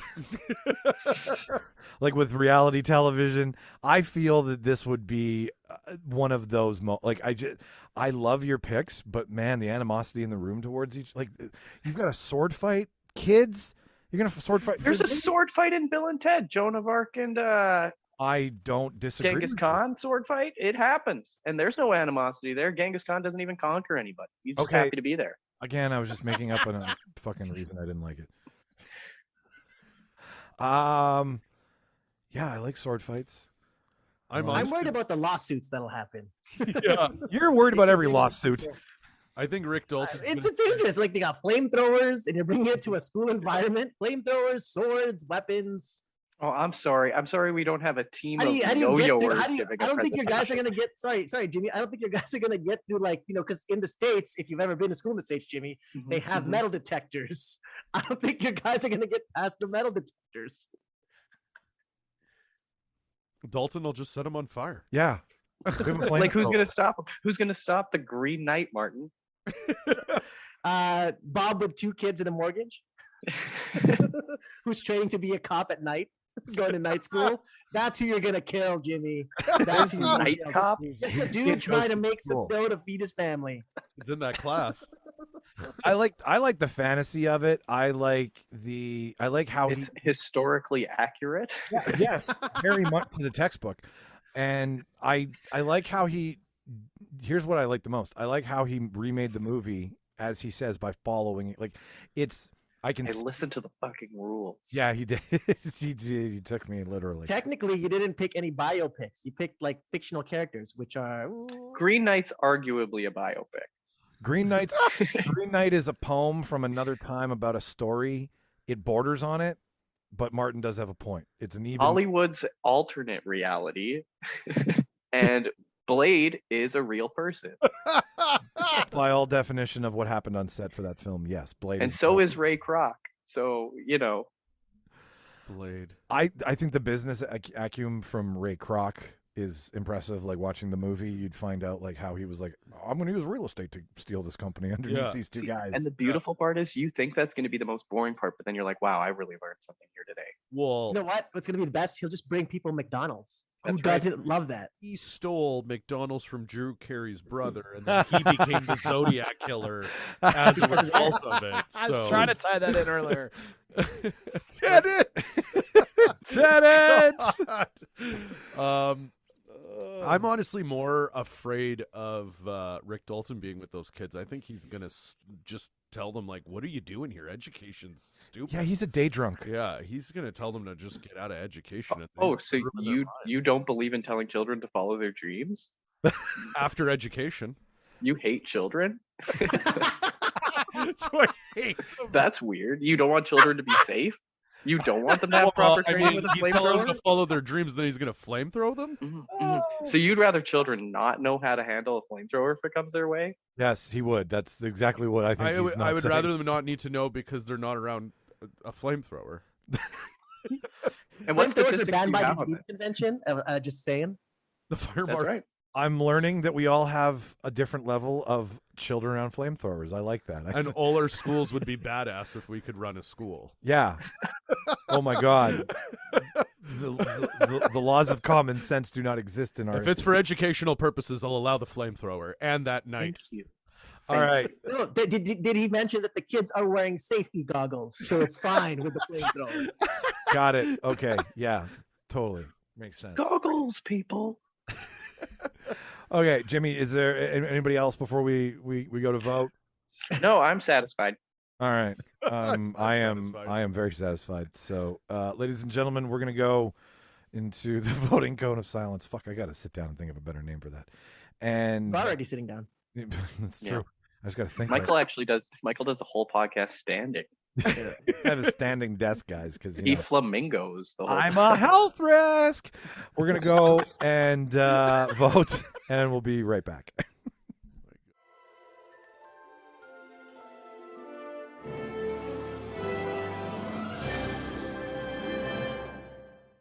All right, ladies and gentlemen, we're back. We have figured out the science behind this bullshit here, and we're ready to tally the votes. So I will go first. After some deliberating and some weighing the odds of safety versus sword fights versus Abe, I've Honest Abe. Honest Abe, I've come to the conclusion that the one I want to experience the most that's the most exhilarating to me is Charles. I would love to be in a room with that much murderous rage to just the dark side of me, the crime watching show side of me appreciates that. And it's a different take, it's a remake. So for inside of this room, inside of this argument, my vote goes to Charles. Charles, thank you. You're welcome. You don't have to say thank you. Thank you. You don't need. There's no speech needed. Yeah, there's oh man, the Academy. I don't know what to say. You're not getting 7 minutes to apologize. I could slap all of you. I'm just so excited about that. I'm just so happy I could slap you all. Honestly, I loved. I give everybody points just because I think everybody brought it this week. But the person that had the picks that intrigued me the most, that I would want to meet the most, is I'm gonna go Michael. I really liked your picks. Oh, one for Charles, one, as Jean-Claude Van Damme would say, one for me and one for you. That's right. You wouldn't say that. Come All see, right. come saw. As Jean Valjean would say, I am Russell Crowe singing. I think that's right. I think next, that's Charles. Martin, man, who do you think? Who's got your vote? I'm slapping you this week, Charles. Oh no! I picked you. I picked you. Silly. You get slapped silly over in that corner. So that's slapped in that corner. I liked it because you did what I like with arguments. You took the theme but made it your own. You didn't really stick to the script. You did your own thing, which is what I liked. Like you made a different Bill and Ted movie. And I want to see that sequel where all the murderers get loose in time and you have to go back in time and catch them all. And you got to remember, every time they describe their crime, you're going to hear, no way. Yeah. Every time. Yeah, you need signature lines. Yeah. And catchphrases. And also, I want to know what Jack the Ripper's guitar would be. Like, would it just be someone on a piano like, dun, dun, dun, like it wouldn't even... It's actually, it's Prince's guitar. He is dead. This is death. All right, so that's 2 for Charles, 1 for me. Jimmy, what are you doing here? You know, I wish I could vote for Michael because he actually followed the rules, but he didn't pick a George Carlin. So there's no point in the universe anymore. I don't think there's anything. Nothing means anything. So I picked Charles. and also I like Charles. Oh, thanks, guys. So I can do my speech? No. Well, we don't have time for I that will shit. slap you if you do a speech. We don't have time. It honestly just sounds like a very interesting movie, but that I would be very happy to go and see. Right on. So, with that in mind, back to the original before we let everybody go here. Martin, what do you remember the first time about Bill and Ted? I don't know. I was like 8. Nostalgia? I don't know. I just remember the Wild Stallions and the 2 Hot Princesses. That's what I remember. Yeah. And then, yeah, that's what I remember most of it. And then I like the multicolored Rufus with the bright Rufus colors when the future was good. Yeah. In the later parts. Yeah. Yeah. Like everybody was strumming in the air. Yeah. Slowly. I think I remember the sequel more than I did the original. Bogus Journey. Yeah, with death. Yeah, that was my thing. I'm way more familiar. Like for me, it was like Terminator. Like I know Terminator 2 more than I know Terminator 1. Appreciate Terminator 1, love it, but my go-to is always Terminator 2. Same with Bill and Ted. If anybody was ever like, which movie do you want to pick right now? It's always Bogus Journey, like right away. Bogus Journey just speeds up it makes you were introduced to these characters, and they're doing the same thing over again, but now they've got some understanding, which is why I think it's more fun. Yeah, it's because they know now that the audience is like, give us more, so they can get really stupid, over the top with it, right? Yeah, and because the first one is still it's still like it's nonsense, but it's still making sure it's got more of that structure. But by 2, it's really silly. It's station. Like Station, you got aliens. They're meeting God, right? Like their death is their robotic buddy. versions of Yeah. them. You're absolutely right. I would agree that Terminator 2 is about a furlong better than Terminator 1. Yeah. Better by furlongs, you know. Are you John Connor? Got the furlong. It's got the furlong effect. Jimmy, what about you? Bill and Ted, when did it come into your life? So I watched the first one. I got an iPod Nano from somebody, and it was the only movie on it. So I watched it about 100 times. That's awesome. On a screen that I had held directly in front of my face. I love that. That's like, and I loved it. That's such a fun way, like, because it's such a tangible memory to That's be like, great. you look at that Nano and you're like, my neck got fucked up from watching it. Well, I then had that in 1408. that Nano is almost like a metaphor for the phone booth too, right? Like that's It old is. technology now. Yeah, no, and Nobody's- he'd travel through time to enjoy it. That's right. I remember there was the little video store, the little grocery store attached to the 2 apartments that me and my mom lived in, and Bill and Ted's Bogus Journey showed up one day, right? Like when they came out, and I was like, holy shit, the little corner store's got new releases. Yeah. And I just like Did it have the beads? the yes, it did. Or the Oh yeah, Yes, it did. Oh fuck yeah. It had 2 sets. It had a door that had the. Did you plastic- accidentally get lost in that place, Michael? Oh, Mom, what am I doing here? No, it had the cellar flaps or the freezer flaps first. Yeah. So you push those open, and then it had the beads to get into the actual I store. And there love was it. like a long hallway that you'd Yeah. still go through. So weird. That store's still there, but Sun Convenience, I think it was called, and but It's all pornography now. got Stores to all make a porn. profit. It's not I just remember- pornography, Jimmy. It's convenient pornography. It's pornography. That's the opposite. Pornography with your produce. Like it's just. Point is that Bill and Ted got a lot of turn time, just because that video store was so limited. But like that was when new movie. Like I was like, wow. Wasn't there a Bill and Ted cartoon?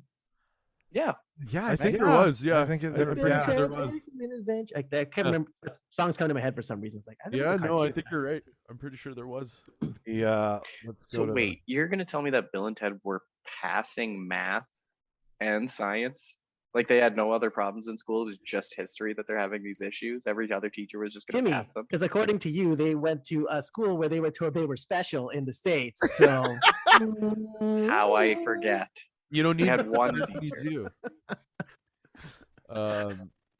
I think like one of my absolute favorite things about I think like what I love too is that Bill and Ted, even from the first one, is they don't shy away at all from what the concept is, right? Like you have this phone booth, it takes you back in time.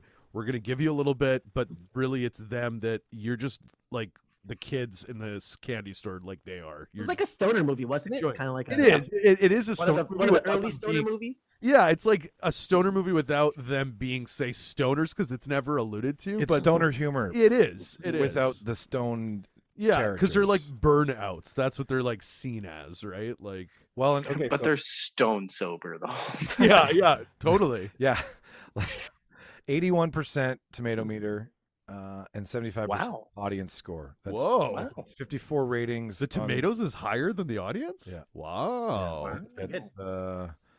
Are just charming, goofy, and silly enough to make this fluffy time travel adventure work. Like that's a major critic consensus, which is what it is. Like you're right. Yeah.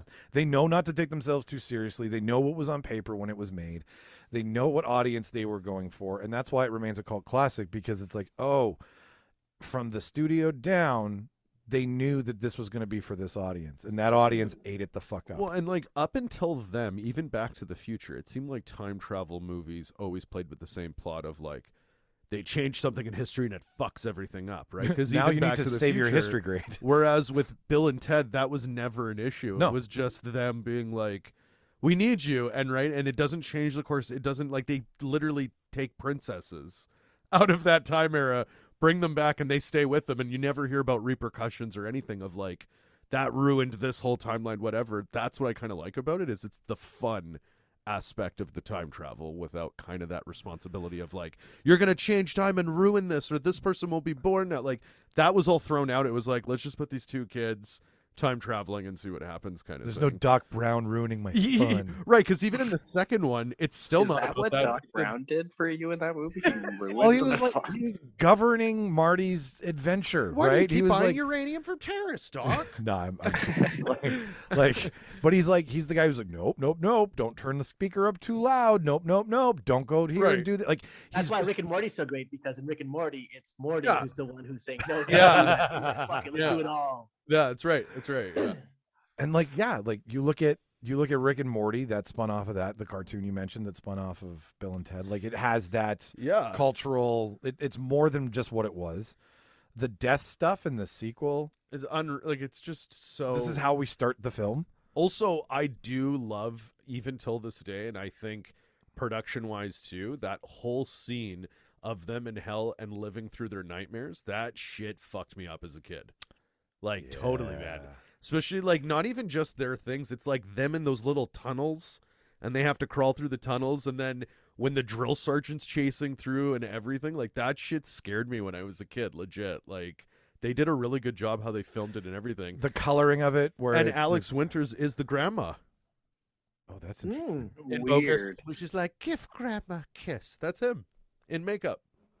He went on to become a filmmaker. Yeah, he He's did. made some movies. And right? a Lost Boy. No way. And Keanu went on to play Hamlet in Winnipeg.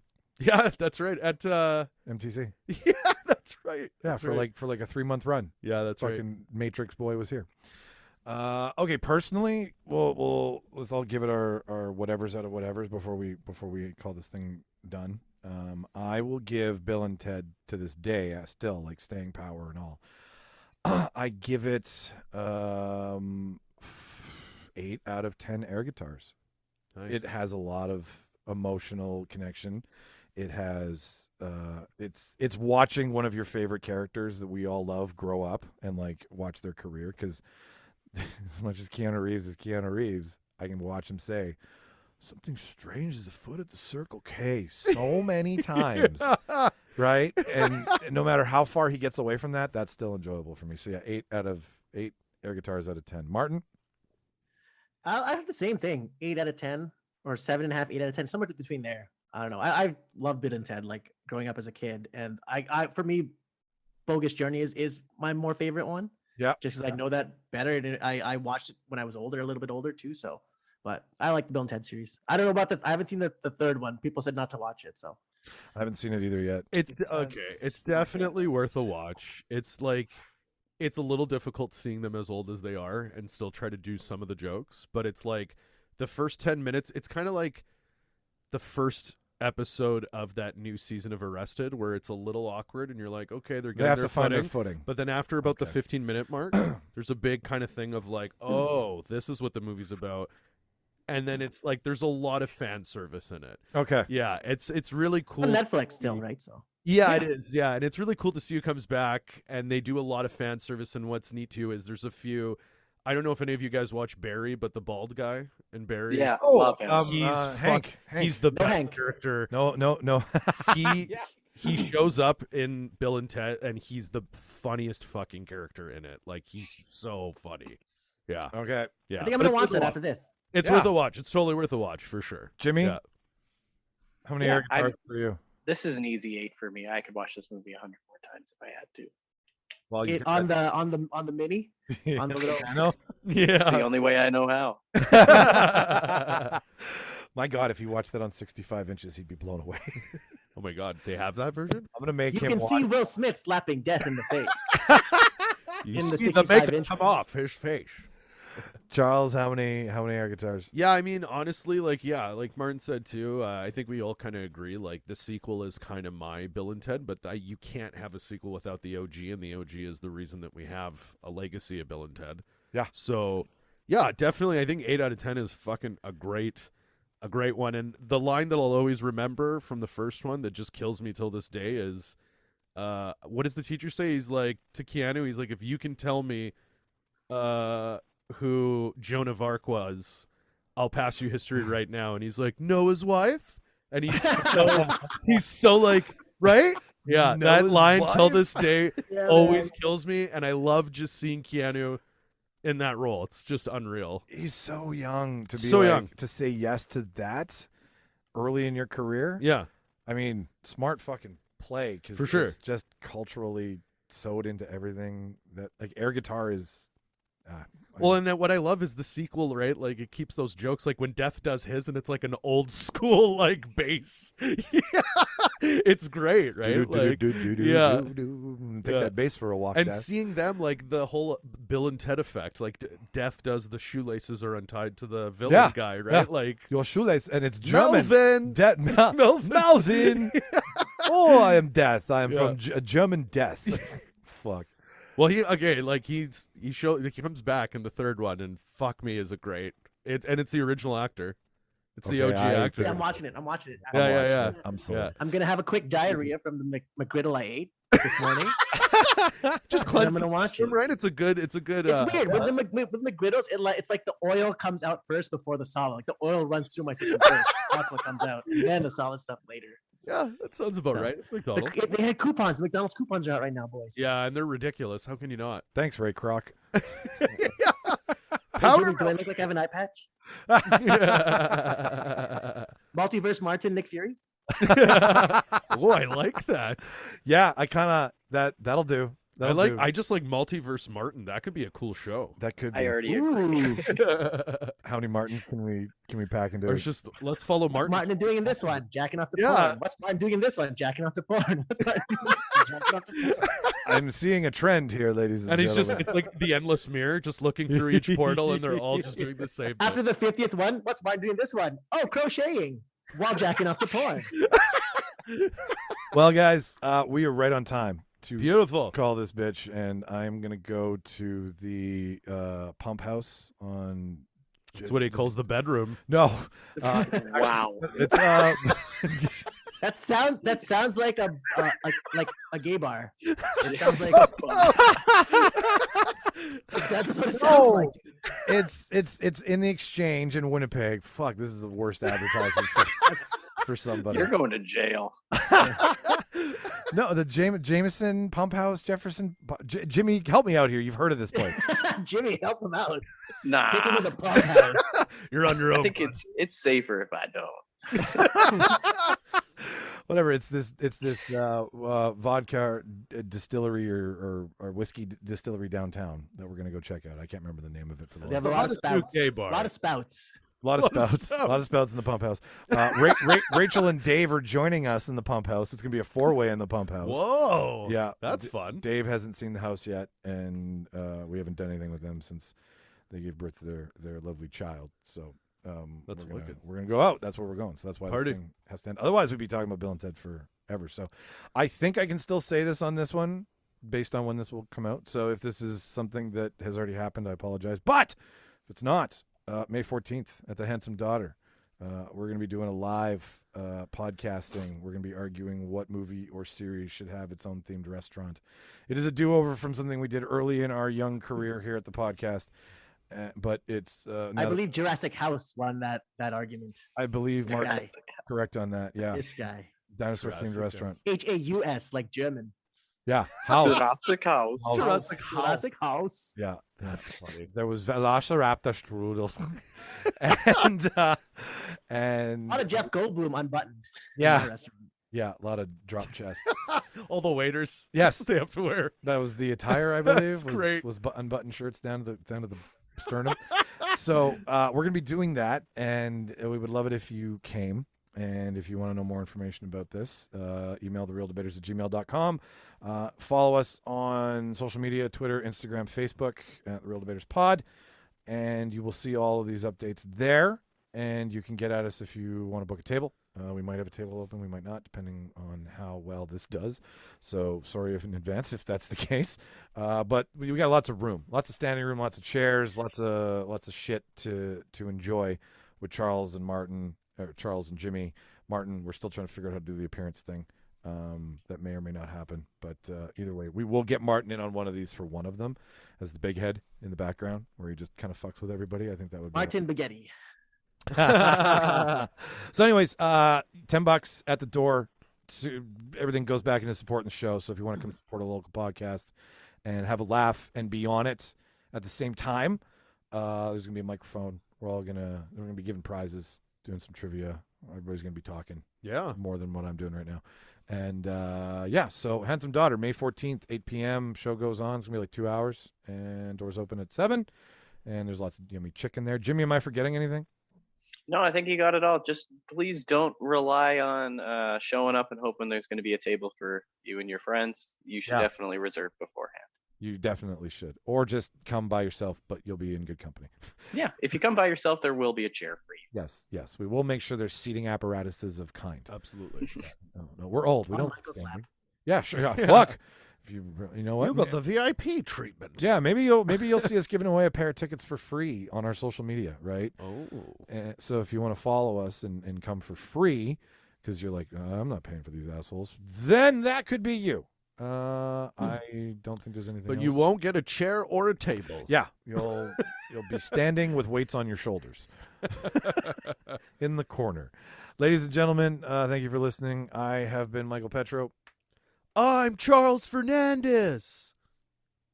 I am Multiverse Martin, live from the Pump House. Catch Michael at 4 p.m. sipping on my fluids. And who else is out there? And I am the Pump House. Watch all the movies, ladies and gentlemen. We're gone. Say bye. Say Bye. Bye. Later. I'm going to go diarrhea. Have Later, fun. guys. Love you.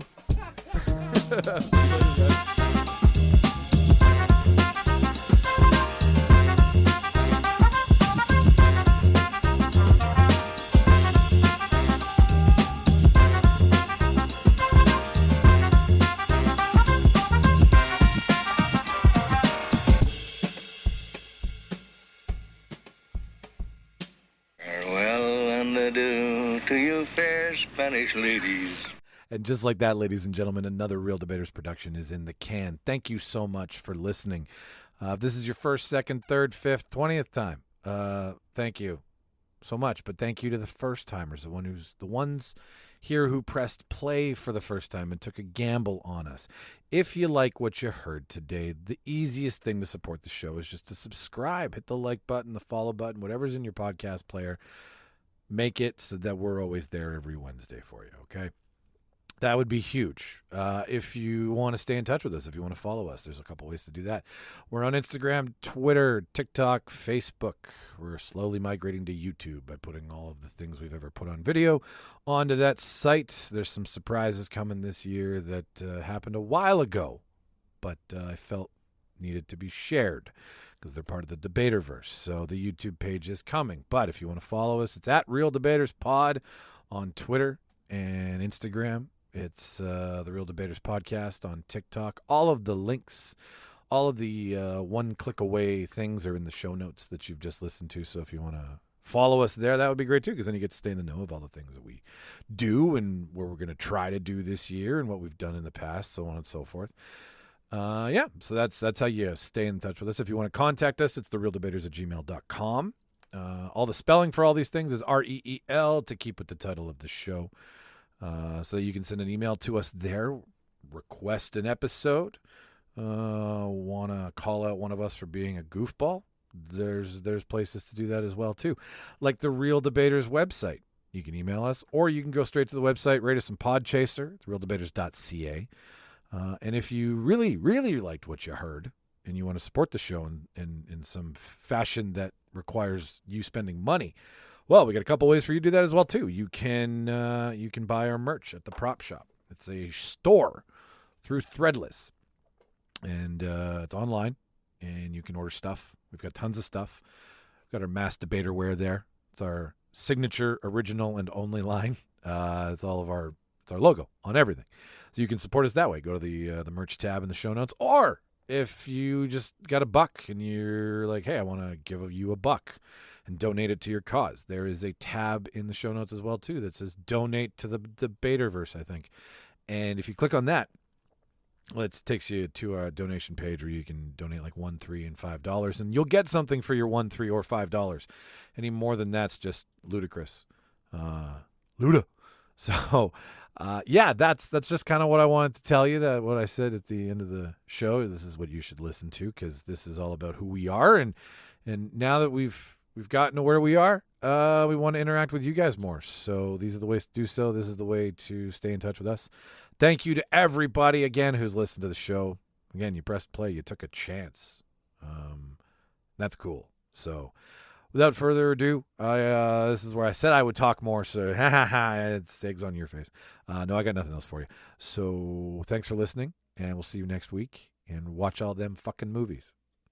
Bye-bye.